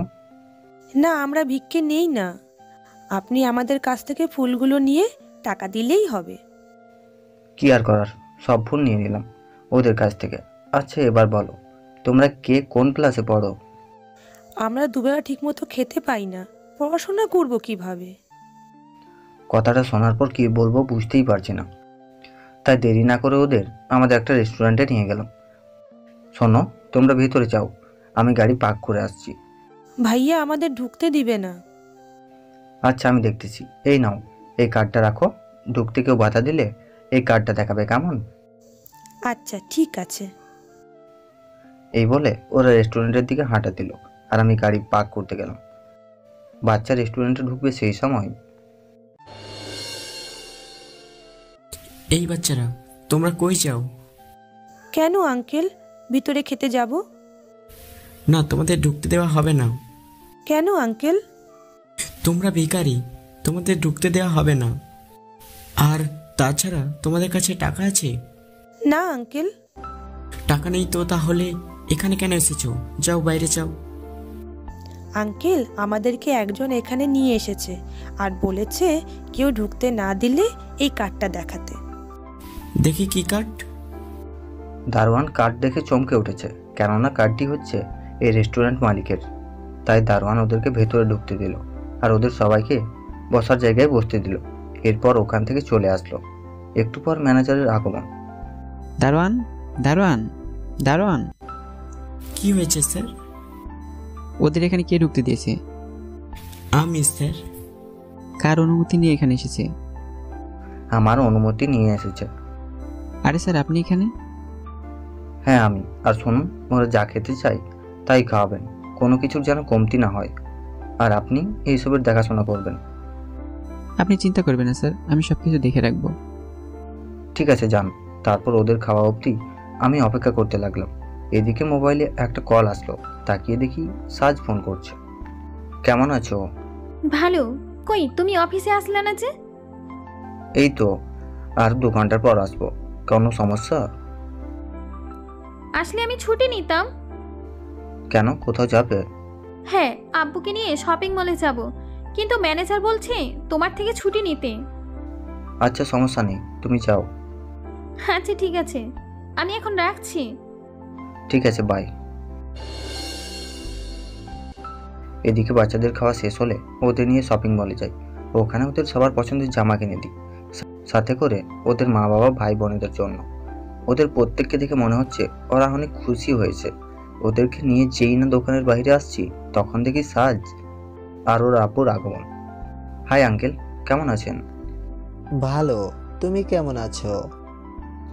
জি আঙ্কেল, ভালো আছি। আজকে অফিসে যাওনি? না আঙ্কেল, আসার সময় কিছু সমস্যা হয়েছিল তাই। কি সমস্যা তোমার? কিছু হয়নি তো? আমার কিছু হয়নি। এই পথচারীদের জন্য কিছু জামা কিনে দিলাম, ওদের খাবার খাইয়ে দিলাম, এই আর কি। তা বাবা, তাই বলে এত কিছু? তাতে কি ওরা খুশি হয়েছে, এতে আমিও খুশি। তা কত টাকা বিল হলো? এই কত আর হবে, 70,000 টাকা। কি বলো এগুলো তুমি? মাসে কত টাকাও বা বেতন পাও? শুধু শুধু এতগুলো টাকা খরচ করতে গেলে? আঙ্কেল, আপনারা কেন এসেছেন? এই তো সাজ জেদ করছিল কিছু গহনা আর জামা কিনবে। ও আচ্ছা, আমি তাহলে যাই। আরে কই যাও, তুমিও আমাদের সাথে থাকো। আচ্ছা আঙ্কেল, আমি এদেরকে বাইরে দিয়ে আসছি। ওদের সবাইকে বাইরে দিয়ে এসে ওনাদের কাছে আসলাম। চলুন আঙ্কেল। প্রথমে আমরা হীরের দোকানে গেলাম। ওখানে সাজ কয়েকটা হীরের কানের দুল পছন্দ করে। যখনই কানে পড়তে গেল, তখন দেখলো আকাশে একজোড়া কানের দুল দিয়েছিল, ওটা ওর কানেই ছিল। যখন ও ওটা খুলতে যাবে, তখন চৌহরি বলে উঠল, আরে না, হিরে হতে যাবে কেন? এগুলো হিরে না, কিন্তু হিরের মতো দেখতে লাগে। না আপা, এটা যে সে হিরে নয়। এটার দাম বর্তমানে 10 লক্ষ টাকা। এই হিরে আপনি যে সে দোকানে পাবেন না। দেখো, হয়তো দোকানদার ভুল করে দিয়ে দিয়েছিল। কে কি দিয়েছিল? কিছু না আব্বু। তোর কোনটা পছন্দ হয়েছে রে মা? না বাবা, আমার লাগবে না। এই বলে আমরা ওখান থেকে বেরিয়ে আসলাম। এরপর সাজের জন্য কয়েকটা জামা কিনলাম। ওখান থেকে খাওয়া দাওয়া করে আমরা যে যার মতো বাড়ি রওনা হলাম। কি রে মা, তোকে এত চিন্তিত দেখাচ্ছে কেন? দেখো না আব্বু, আমার এই কানের দুল দুটো নাকি হীরের। দাও। আবার যে সে হিরে নয়, অনেক দামি। এগুলো নাকি বাইরের দেশ থেকে আনা হয়। সাজ, তুমি এইগুলো কোথায় পেলে? আব্বু, এগুলো আমাকে আকাশ আমার জন্মদিনে গিফট করেছে। আকাশ ছেলেটা দেখতে কিন্তু খারাপ না। তা ওর বাড়ি কোথায় আর পরিবারে কে কে আছে? বাড়ি কোথায় আমি জানি না। ও বাবা মায়ের একমাত্র সন্তান, আর আমাদের কোম্পানি দেখাশোনা করে। আচ্ছা ঠিক আছে। এদিকে আমি বাসায় এসে দিলাম ঘুম। সকালবেলা ফ্রেশ হয়ে নিচে নামিয়ে আসি, যা দেখলাম তাতে আমি মোটেও প্রস্তুত ছিলাম না।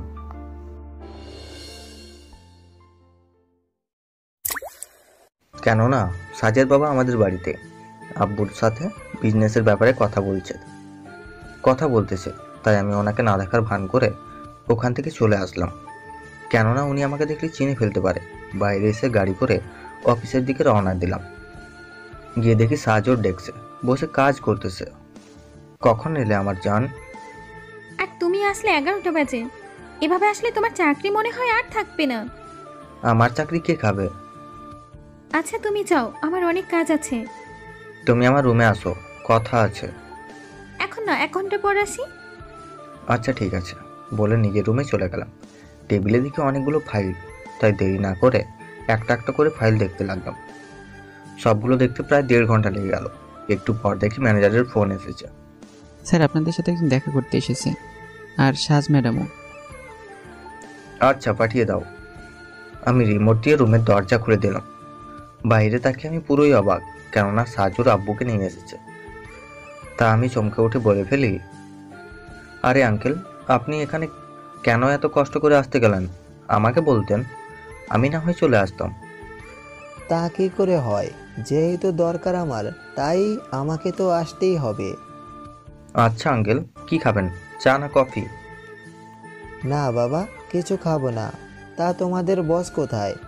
তার সাথে আমার কিছু কথা আছে, আর ওনাদের কোম্পানির থেকে আমার কয়েক কোটি টাকার মাল লাগবে।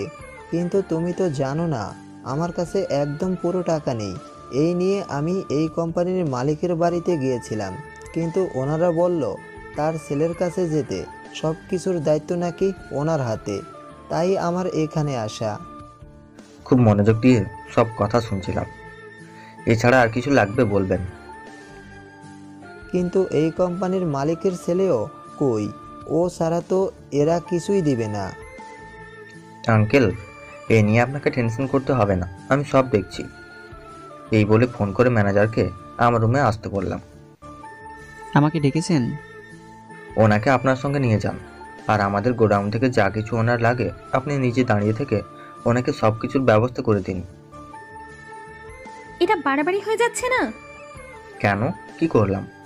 এই যে ওনাদের কিচ্ছু না জানিয়ে এত বড় ডিসিশন নিয়ে ফেলেছো। এখানে কিন্তু কোটি টাকার পণ। ওসব তোমাকে চিন্তা করতে হবে না। অনেক বড় উপকার করলে আমার। কি বলে যে তোমাকে ধন্যবাদ দেব। আজ তাহলে আসি। আচ্ছা আঙ্কেল। এরপর সাজ আমার সাথে অনেকক্ষণ কথা হবার পর হঠাৎ করে সাজ বলে উঠল, আকাশ, তুমি আজকে আমাদের অনেক বড় উপকার করলে, নয়তো আমাদের পথে বসতে হতো। কি বলো? তুমি আমি থাকতে কেউ তোমাদের কোনো ক্ষতি করতে পারবে না। আর শোনো, আর কোনো সাহায্য লাগলে অবশ্যই বলবে। কোম্পানির মালিকের সাথে একবার কথা বললে হতো না? ওনারা যদি পরে কোনো ঝামেলা করে? তুমি কোনো চিন্তা করো না, কিছুই হবে না। তবুও আমার ভয় হয়। কাকে নিয়ে? তোমাকে নিয়ে।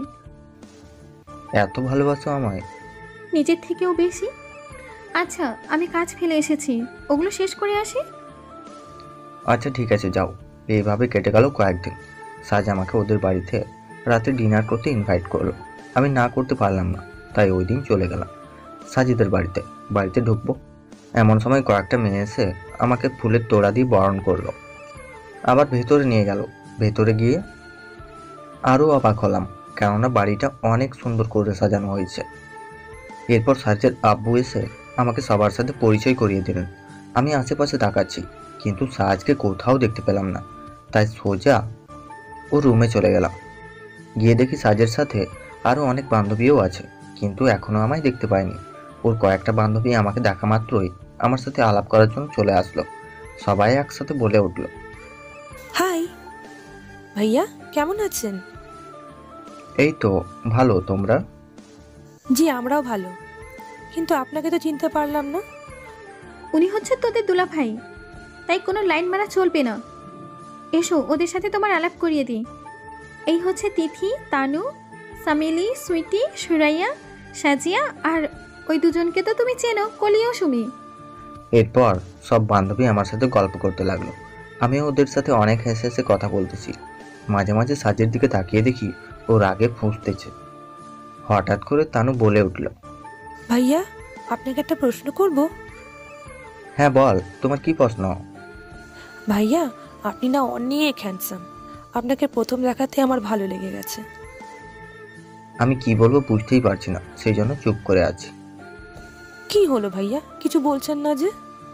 কিছুক্ষণ চুপ থাকার পর রুম থেকে বেরিয়ে আসলাম। নিচে এসে দেখি অনুষ্ঠান প্রায় শুরু হওয়ার দিকে।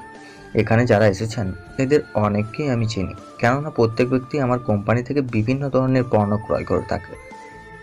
একে একে সবাই আমার সাথে সালাম জানালো, আমিও সবার সাথে সালাম বিনিময় করলাম। এরই মধ্যে আঙ্কেল সবাইকে ডাকলেন। সাজু তার বান্ধবীরা নিচে নেমে এলো। আঙ্কেল এই পার্টি কেন রেখেছেন তা বলতেছেন। সবাই ওনার দিকে তাকিয়ে আছে। উনি বিজনেস লাভ হওয়ায় এই পার্টি দিয়েছেন। সবাই একসাথে হাতে তালি দেয়। উনি আমাকে ডেকে আমার হাতে 2 কোটি টাকার চেক তুলে দিলেন। সবাই খুব অবাক হয়ে গেল, কেন উনি আমাকে এতগুলো টাকা দিলেন। এরপর উনি সব ঘটনা খুলে বললেন। নাচ গানের মাধ্যমে অনুষ্ঠান শেষ হয়। অনেক রাত হয়েছে, তাই আমি ওখান থেকে চলে আসি। সকালে ঘুম থেকে উঠে দেখি সাজ ফোন করেছে। হ্যালো আকাশ। হ্যাঁ বলো। একটু রেস্টুরেন্টে আসতে পারবে? কেন, কোনো সমস্যা হয়েছে? না তেমন কিছু নয়, আমার বান্ধবীরা বলছে তোমাকে নিয়ে আসতে, তাই। আচ্ছা ঠিক আছে, আমি চলে আসবো, তুমি চিন্তা করো না। তাহলে চলে এসো। ওকে, তুমি ওয়েট করো। এরপর গাড়ি করে রেস্টুরেন্টে চলে গেলাম। গিয়ে আমি তো পুরোই অবাক, কেননা তানু সবার থেকে আজকে অনেক সেজে এসেছে। রেস্টুরেন্টে ঢুকবো, তানু দৌড়ে এসে আমার সাথে হ্যান্ডশেক করার জন্য হাত বাড়িয়ে দিল। আমি তো ভ্যাবাচাকা খেয়ে গেলাম। হাই, আমাকে চিনতে পেরেছেন? ওই দিন আপনার সাথে সাজের বাড়িতে দেখা হলো। আরে এখনো চিনতে পারছেন না? এবার মনে পড়েছে। তাকিয়ে দেখি সাজ রাগে ফুঁসছে। তবে আজ যাই বলি না কেন, তানুকে কিন্তু আজ অনেক সুন্দর লাগছে। যে কোনো ছেলেই ওর প্রেমে পড়ে যাবে। এবার তাহলে হাত মিলান। ও হ্যাঁ। হ্যান্ডশেক করা হলে হাতটা ছাড়বি? ও হ্যাঁ, তাই তো। তা কি জন্য রেখেছেন এবার যদি একটু বলেন? আমি জানি না, তানু সবাইকে বলেছে তাই তো এখানে আসলাম। তাই বলে অফিস ফাঁকি দিয়ে? কি করব তানু, এত করে বললো যে ফেলতে পারলাম না। আচ্ছা, তোমাদের মধ্যে আমাকে কেন ডেকেছে? আপনাকে আমার কিছু কথা বলার আছে। হ্যাঁ বলেন, কি বলবেন? এরপর তানু যা করলো এর জন্য আমি মোটেও প্রস্তুত ছিলাম না। আমি সহ সবাই অনেকে চমকে উঠল। সাজ তো প্রায় ভ্যাবাচাকা খেয়ে উঠল। কি বলবো, মনে হচ্ছে যেন স্বপ্ন দেখছি। হঠাৎ সাজের চেঁচানোর আওয়াজ শুনে হুঁশ ফিরে এলো। কি রে, এরকম চেঁচাচ্ছিস কেন? চেঁচাবো না তো কি করবো শুনি? তুই আমার সামনে আমার বয়ফ্রেন্ডকে প্রপোজ করলি আর আমি চুপচাপ দেখবো? কি, আকাশ তোর বয়ফ্রেন্ড? হ্যাঁ, ও আমার চাঁদ, আমার সব কিছু ওকে ঘিরে। কই, আমাকে তো কিছু বলিসনি। তুই যে আকাশকে প্রপোজ করবি সেটা কি আমাদের বলেছিস? সরি রে, আমি ভেবেছিলাম তোদেরকে সারপ্রাইজ দেব। এই যে আপনাদের কথা বলা শেষ হলে আমি কিছু বলতে পারি? তুমি কিছু বলবে না? যাক বাবা, আমি কি করলাম? কি দরকার ছিল ওর সাথে হ্যান্ডশেক করার আর এখানে আসার? তুমি তো আমাকে বললে এখানে আসতে। ও হ্যাঁ, আমি তো বললাম। এখন কি যে করি? আমার খিদে পেয়েছে, সকালে কিছুই খেয়ে আসিনি। কি, তুমি এখনো কিছু খাওনি? না খেলে তো তোমার শরীর খারাপ করবে। এই বলে সাজ ওয়েটারকে দিয়ে খাবার অর্ডার করে। ওয়েটার খাবার দিতে আনলে নিজাতে আমাকে খাইয়ে দেয়। অজান্তে চোখের কোণে পানি চলে আসলো, কিন্তু কাউকে বুঝতে দিইনি। সাজ আমাকে অনেক ভালোবাসে, আমার কোনো কষ্ট দেখতে পারে না। আমিও সাজকে খাইয়ে দিলাম। দুজনেরই খাওয়া শেষ। এদিকে সাজের বান্ধবীরা আমাদের দিকে তাকিয়ে আছে, কিন্তু সাজের সেই দিকে কোনো খেয়াল নেই। এদিকে সাজের বান্ধবীরা সবাই আমাদের কাছে এসে, বাবা, বিয়ের আগে এত ভালোবাসা? দেখ তানু, তুমি নিশ্চয়ই তোমার উত্তর পেয়েছিস। হ্যাঁ ভাইয়া। তাহলে চলো আমরা অফিসের দিকে যাই, আজকে অনেক বড় একটা ডিল আছে। হ্যাঁ চলেও, কিন্তু এই ড্রেসে কি ঢুকতে দিবে? কি যে বলো না, আমি আছি তো। আর হ্যাঁ, তোমরা সবাই অবশ্যই খেয়ে যাবে। বাই। এই বলে আমি আর সাজ অফিসে চলে আসলাম। অফিসে এসে দুজনে মিটিংয়ে চলে আসলাম। এদিকে মিটিং চলতে থাকে আর আমি লক্ষ্য করি যে একটা ছেলে সাজের দিকে বারবার তাকাচ্ছে। আমি ছেলেটাকে চোখের ইশারায় বারবার বারণ করতে থাকি, কিন্তু ছেলেটা কোনো কথাই শুনতে চায় না। তাই বাধ্য হয়ে ছেলেটাকে রুম থেকে বের করে দিলাম। এরপরেই শুরু হলো আসল ঘটনা। যে ছেলেটাকে বের করে দিলাম, ওদের সাথে আমাদের কোম্পানি ডিল হতে চলছিল, কিন্তু এখন ডিলটা ক্যান্সেল হয়ে যায়। এদিকে অনেকের মধ্যে অনেক রকম প্রশ্ন জাগে, কেন ছেলেটিকে বাইর করে দিয়েছি। এই নিয়ে একটা বোর্ড মিটিং হয়, কিন্তু এতে আমার কিছুই যায় আসে না। সাজের দিকে আমি কাউকে তাকাতে দেবো না। এরপর বোর্ড মিটিংয়ে আব্বু আসলো, এসে আমাকে অনেক কথাই বলল, কেন ছেলেটিকে আমি অপমান করে বের করে দিয়েছি। আমি আব্বুকে সবটাই খুলে বললাম। একদম ঠিক করেছো মাই সন। আমার বৌমার দিকে যেন কুনজরে তাকাতে না পারে। আচ্ছা আব্বু, এখন আসি। তাই রুম থেকে বেরিয়ে সাজের কাছে চলে আসলাম। আসতেই সাজ আমাকে প্রশ্ন করা শুরু করে, কোন ছেলেটিকে রুম থেকে বের করে দিয়েছি? কি হলো, তোমার মুখটা এমন কেন? না কিছু না। আচ্ছা, ওই ছেলেটাকে তখন বের করে দিলে কেন? ও তোমার। কি হলো, থামলে কেন? বলো আমার কি? না কিছু না। আচ্ছা, শুনলাম বড় স্যার এসেছেন, তোমাকে যদি এই অফিস থেকে বের করে দেয়? তা পরে দেখা যাবে। তোমার দিকে আমি কাউকে তাকাতে দেবো না, তুমি শুধুই আমার। আচ্ছা ঠিক আছে, যখন আমি এই অফিসে থাকবো না, মানে ধরো তুমি আমার কাছে থাকবে না, তখন কি হবে? এর ব্যবস্থা আমি করে ফেলেছি। কি করছো? তোমার বডিগার্ড ঠিক করে ফেলেছি। কি বডিগার্ড? হ্যাঁ, তবে চিন্তা করো না, ওরা মেয়ে 4 জন থাকবে, সব সময় তোমার পাশে। কেননা সাজ, তোমাকে সবটা বলা যাবে না, নয়তো তুমি ভয় পেয়ে যাবে। আমি বডিগার্ড দিয়ে কি করব? তোমাকে কিছু করতে হবে না। তুমি যখন বাসা থেকে বের হবে তখন ওরা তোমার পাশে থাকবে, আর তুমি যেখানেই যাবে ওরা তোমার পাশে থাকবে। আচ্ছা ঠিক আছে। আচ্ছা, বড় স্যার তোমাকে কিছু বললো না? ওসব তোমাকে ভাবতে হবে না। আচ্ছা, এখন তুমি বাসায় যাও। তুমি আমাকে ড্রপ করে দাও। আচ্ছা ঠিক আছে, চলো। এরপর সাজকে নিয়ে ওর বাসায় নামিয়ে দিয়ে চলে আসলাম, আর সাথে বডিগার্ডদেরও বললাম সাজের দিকে খেয়াল রাখতে। কিন্তু কোথা থেকে সাজের আব্বু এসে বডিগার্ড না রাখার জন্য না করে দিলেন। কি আর করার, বডিগার্ডদের টাকা দিয়ে বুঝিয়ে চলে যেতে বললাম। এসো বাবা, ভিতরে এসো। না আঙ্কেল, আজকে না, অন্য একদিন। এখনই আসো। আব্বু যখন এত করে বলছে, চলো না। আচ্ছা ঠিক আছে, চলো। ওখানে খাওয়া দাওয়া করে বের হয়ে গেলাম। যাওয়ার আগে সাজকে বললাম, কাল থেকে তোমাকে আমি অফিসে নিয়ে যাব, আর আমিই নিয়ে আসবো। আর শোনো, যদি কখনো কোথাও যেতে হয় তাহলে আমাকে বলবে, আমিও তোমার সাথে যাব। আচ্ছা ঠিক আছে। সকালে রেডি হয়ে থেকো, আমি নিতে আসবো। ওকে, রেডি হয়ে থাকবো। তারপর আমি গাড়ি ড্রাইভ করে এরই মধ্যে বাড়িতে চলে এসেছি। এসে বেল চাপাতে আম্মু এসে দরজা খুলে দিল। একটু কাজ ছিল আম্মু। আচ্ছা ঠিক আছে, ফ্রেশ হয়ে আয়, তারপর 3 জন একসাথে ডিনার করব।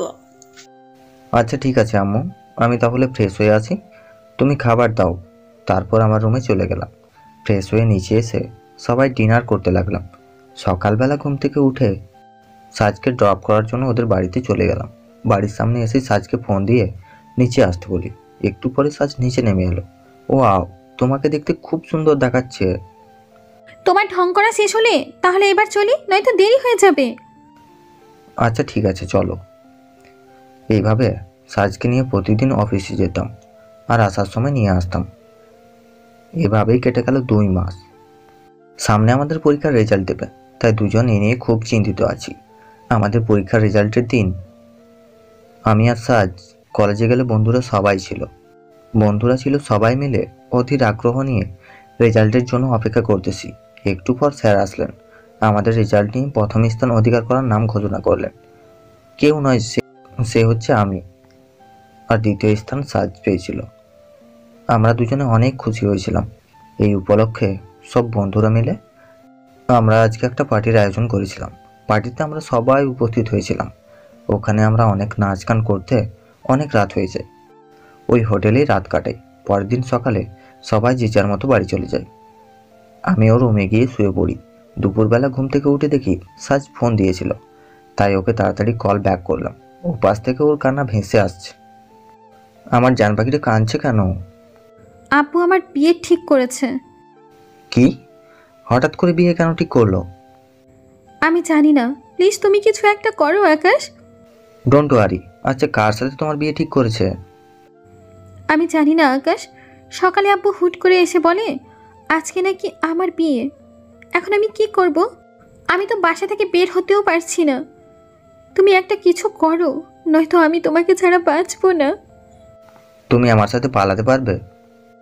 আঙ্কেল আমাদের সাথে এমনটা কেন করলো? আচ্ছা, তুমি আসবে কিভাবে? বাসার চারিদিকে অনেক কার রয়েছে। তুমি চিন্তা করো না, আমি 15 মিনিটের মধ্যে আসছি। আচ্ছা ঠিক আছে। তাই আমি দেরি না করে আমার টিমকে ফোন করে সব কিছু বুঝিয়ে দিলাম। তাই ওরা আমার আগে গিয়ে সব কিছু নিজেদের কন্ট্রোলে আনলো। আমি গাড়ি থেকে নেমে সাজের রুমে গেলাম। সাজ আমাকে দেখতে পেয়ে যেন প্রাণ ফিরে পেল, দৌড়ে এসে আমাকে ঝাপটে ধরল। তুমি এসো আকাশ, আমি জানতাম তুমি অবশ্যই আসবে। সাজ চলো, আর বেশি দেরি করা যাবে না। এই বলে সাজকে নিয়ে বাসা থেকে বের হয়ে দেখি বাসার সামনে 100 জনের মতো পুলিশ বন্দুক নিয়ে দাঁড়িয়ে আছে। এই দেখে সাজ প্রচণ্ড ভয় পেয়ে যায়। আকাশ এখন কি হবে? ওরা তো তোমাকে। কিছুই হবে না, দেখো আমি কি করি। All gate position. এই কথাটা বলাতে আমার টিমের লোকজন বাড়িতে ঢুকে আমাকে আর সাজকে ঘিরে রেখেছে, যাতে আমাদের কিছু না হয়। এই দেখে সাজ কিছুটা শান্তি পেল। তুমি চিন্তা করো না সাজ, আমি আছি তো। গার্ড কেউ যদি আমাদের ক্ষতি করার চেষ্টা করে তাহলে তোমরাও ফায়ার করা শুরু করবে, সে যে কেউ হোক না কেন। মিস্টার আকাশ চৌধুরী, আপনি এটা করতে পারেন না। আপনি আপনার গার্ডদের এইরকম আদেশ দিতে পারেন না। কেন পারি না বলতে পারেন? আমরা আইনের লোক আর ওনারা শুধুমাত্র বডিগার্ড। কে বলেছে আপনাকে? এখানে যারা আছে সবাই সরকারি চাকরি করে। আপনাকে বোঝানোর মতো আমার কাছে সময় নেই, তাই আপনি রাস্তা থেকে সরে দাঁড়ান, নয়তো আপনার জীবনও চলে যেতে পারে। তুমি কি আমাকে মারার হুমকি দিচ্ছ? হুমকি কেন দেব? আমার পথ আগলে দাঁড়ালে মেরেই ফেলবো। কই থেকে যেন আঙ্কেল চলে আসলো। এই, তুমি কোথায় নিয়ে যাচ্ছ আমার মেয়েকে? যেখানে গেলে আপনার মেয়ে সুখী হবে সেইখানে। তোমার মতো ভিখারির কাছে আমার মেয়ে কখনোই সুখী হবে না। তুমি হয়তো ভুলে গেছো বাবা, ও যদি তোমাকে কোম্পানি থেকে পড়না দিত তাহলে আজ তুমি পথের ভিখারি হয়ে থাকতে। আমি এত কিছু বুঝি না, আমার মেয়েকে নিয়ে যেতে দিব না। ও তাই নাকি? তা কে আটকাবে আমাকে? হি হি হি। কি তুমি আটকাবে আমাকে? হ্যাঁ, আমি আটকাবো তোমাকে। কথাটা বলতে তোমার ভয় করছে না আমার চারদিকে এত লোকজন দেখে? ভয় করবে কেন? তুই জানিস আমার ক্ষমতা কত? ও তাই নাকি? দেখি তোর কত ক্ষমতা। আকাশ, আমার ভয় করছে। আমি আছি তো। এই বলাতে সাজ আমাকে আঁকড়ে ধরলো। পাগলি আমার, আমি যতক্ষণ আছি ততক্ষণ তোমার আমার কোনো ক্ষতি হবে না।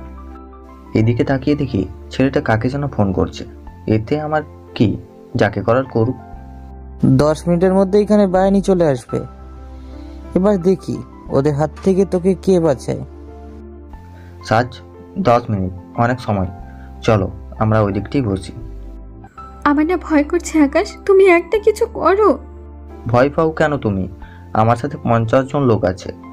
এদের হাতে বন্দুকের গুলি তোমাদের দেওয়ালে পড়লে দেওয়াল পর্যন্ত ফুটো হয়ে যাবে। গার্ড, তোমরা সবাই পজিশন নিয়ে নাও। আপনি কিন্তু বাড়াবাড়ি করছেন। মনে হয় আপনার চাকরি না খেলে আপনার শান্তি হবে না। এই বলে মোবাইল বের করে ফোন করি। যা বলার ফোনেই বলছি। 5 মিনিটের মধ্যে আপনাকে চাকরি থেকে বরখাস্ত করার জন্য ফোন চলে আসবে। তাকিয়ে দেখি অফিসার ঘামছে। একটু পর অফিসারের মোবাইলে ফোন আসলো। অফিসার কাঁপা কাঁপা হাতে ফোন রিসিভ করলো। হ্যালো স্যার, আপনাকে চাকরি থেকে বরখাস্ত করা হলো। কিন্তু কেন স্যার? ওইদিকে ফোন কেটে দেওয়ার আওয়াজ আসছিল। কোনো লাভ নেই, এবার আপনার ক্ষমতা দেখান। প্লিজ স্যার, আমার চাকরিটা বাঁচিয়ে নিন। আপনি যা বলবেন আমি তাই করব। আচ্ছা, আমি দেখব। আপনি এখন আপনার টিমকে নিয়ে চলে যান। ঠিক আছে, এই চলো সবাই। প্লিজ আপনারা যাবেন না। না গেলে আমার চাকরি থাকবে না। এই চলো সবাই। এরপর সমস্ত পুলিশ চলে যায়। এইদিকে বরের দিকে তাকিয়ে দেখি এখনো দাঁড়িয়ে আছে। এই যে মিস্টার, আপনার নামটা যেন কি? রাশেদ রহমান। তা আপনার লোকজন কই? কাউকে তো দেখতে পাচ্ছি না। এইদিকে আমার আবার তাড়া আছে, সাজকে নিয়ে বাসায় তো ফিরতে হবে। এই তো সবাই চলে এসেছি। আমি তাকিয়ে দেখে প্রায় 20 জন লোক এসেছে। তাকিয়ে দেখি এরা সবাই তো আমার টিমের। ওরা এখানে কেন? ওইদিকে ওরা আমাকে দেখতে পেয়ে আমার কাছে ছুটে আসে। তা দেখে সাজ ভয় পেয়ে যায়, আর রাশেদের মুখ দেখে মনে হচ্ছে ও অনেক খুশিতে আছে। ওরা সবাই আমার সামনে এসে আমাকে স্যালুট করলো আর বলল, স্যার আমরা খবর পেয়েছি এখানে নাকি বিরাট বড় বোমা হামলা হবে, কিন্তু স্যার আপনি এখানে? এখানে কোনো বোমা হামলা হবে না। কিন্তু স্যার আমাদের যে ফোন করে বলেছে। কেউ তোমাদের ভুল ইনফরমেশন দিয়েছে। আচ্ছা স্যার, আমাদের টিমের লোকজন দেখি সবাই এখানে, কোনো সমস্যা স্যার? আজকে আমার না কিছু না। সাজ চলো আমরা যাই। স্যার আমাদের তাহলে ভুল ইনফরমেশন দিয়ে আনা হয়েছে। কে সে? ওই যে বরের ড্রেস পরা ছেলেটা আছে না, ওকে তোমরা এখানে একটু সাহায্য করো। Okay sir. আমি সাজকে নিয়ে বাসায় চলে আসলাম। এই আকাশ, হ্যাঁ বলো। এটা তো তোমার বন্ধুর বাড়ি, আমরা এখানে কেন এসেছি? আগে ভেতরে চলো, তারপর সব বলছি। দরজার সামনে গেলে মা আমাদের বরণ করে নেয়। আমরা ভেতরে আমার রুমে চলে যাই। ওইটা তো সেই রুম। রুমটা আজ অনেক সুন্দর লাগছে, চারিদিকে এত ফুল। একটু পর কাজী আসবে, ততক্ষণে তুমি রেস্ট নাও। কাজী আসতে আসতে আমি রেডি হয়ে নিই। আমরা দুজনে নিচে চলে যাই। সবাই এসে পড়েছে। কাজী সাহেব বিয়ে পড়াতে শুরু করলেন। শরীয়ত মোতাবেক আমাদের বিয়েটা হয়ে গেল। আমার আর সাজের সুখের দিন কাটতে লাগলো। কয়েক মাস যেতেই সাজ প্রেগনেন্ট হয়ে গেল। এতে করে সাজের প্রতি আমাদের খেয়াল আগের চেয়ে বেড়ে গেল। এখন আর সাজকে একা কোথাও যেতে দিই না। হঠাৎ সাজের ব্যথা ওঠে, তাই দেরি না করে সাজকে সবচেয়ে বড় হসপিটালে নিয়ে গেলাম। ডাক্তার সাজকে নিয়ে ওটিতে ঢুকলো। অনেকক্ষণ পর ডাক্তার খুশি সংবাদ দিল যে আকাশের বেবি হয়েছে। দেরি না করে সাজের কেবিনে চলে গেলাম। দেখি সাজ আমাদের মেয়েকে নিয়ে শুয়ে আছে আর কাঁদছে। কাঁদছো কেন তুমি? আমাদের মেয়ে হয়েছে, অথচ বাবা দেখতে আসলো না। তাতে কি হয়েছে? আমি আছি, বাবা মা তো আছেই। এরপর শুরু হলো আমাদের মেয়েকে নিয়ে জীবনের এক নতুন অধ্যায়।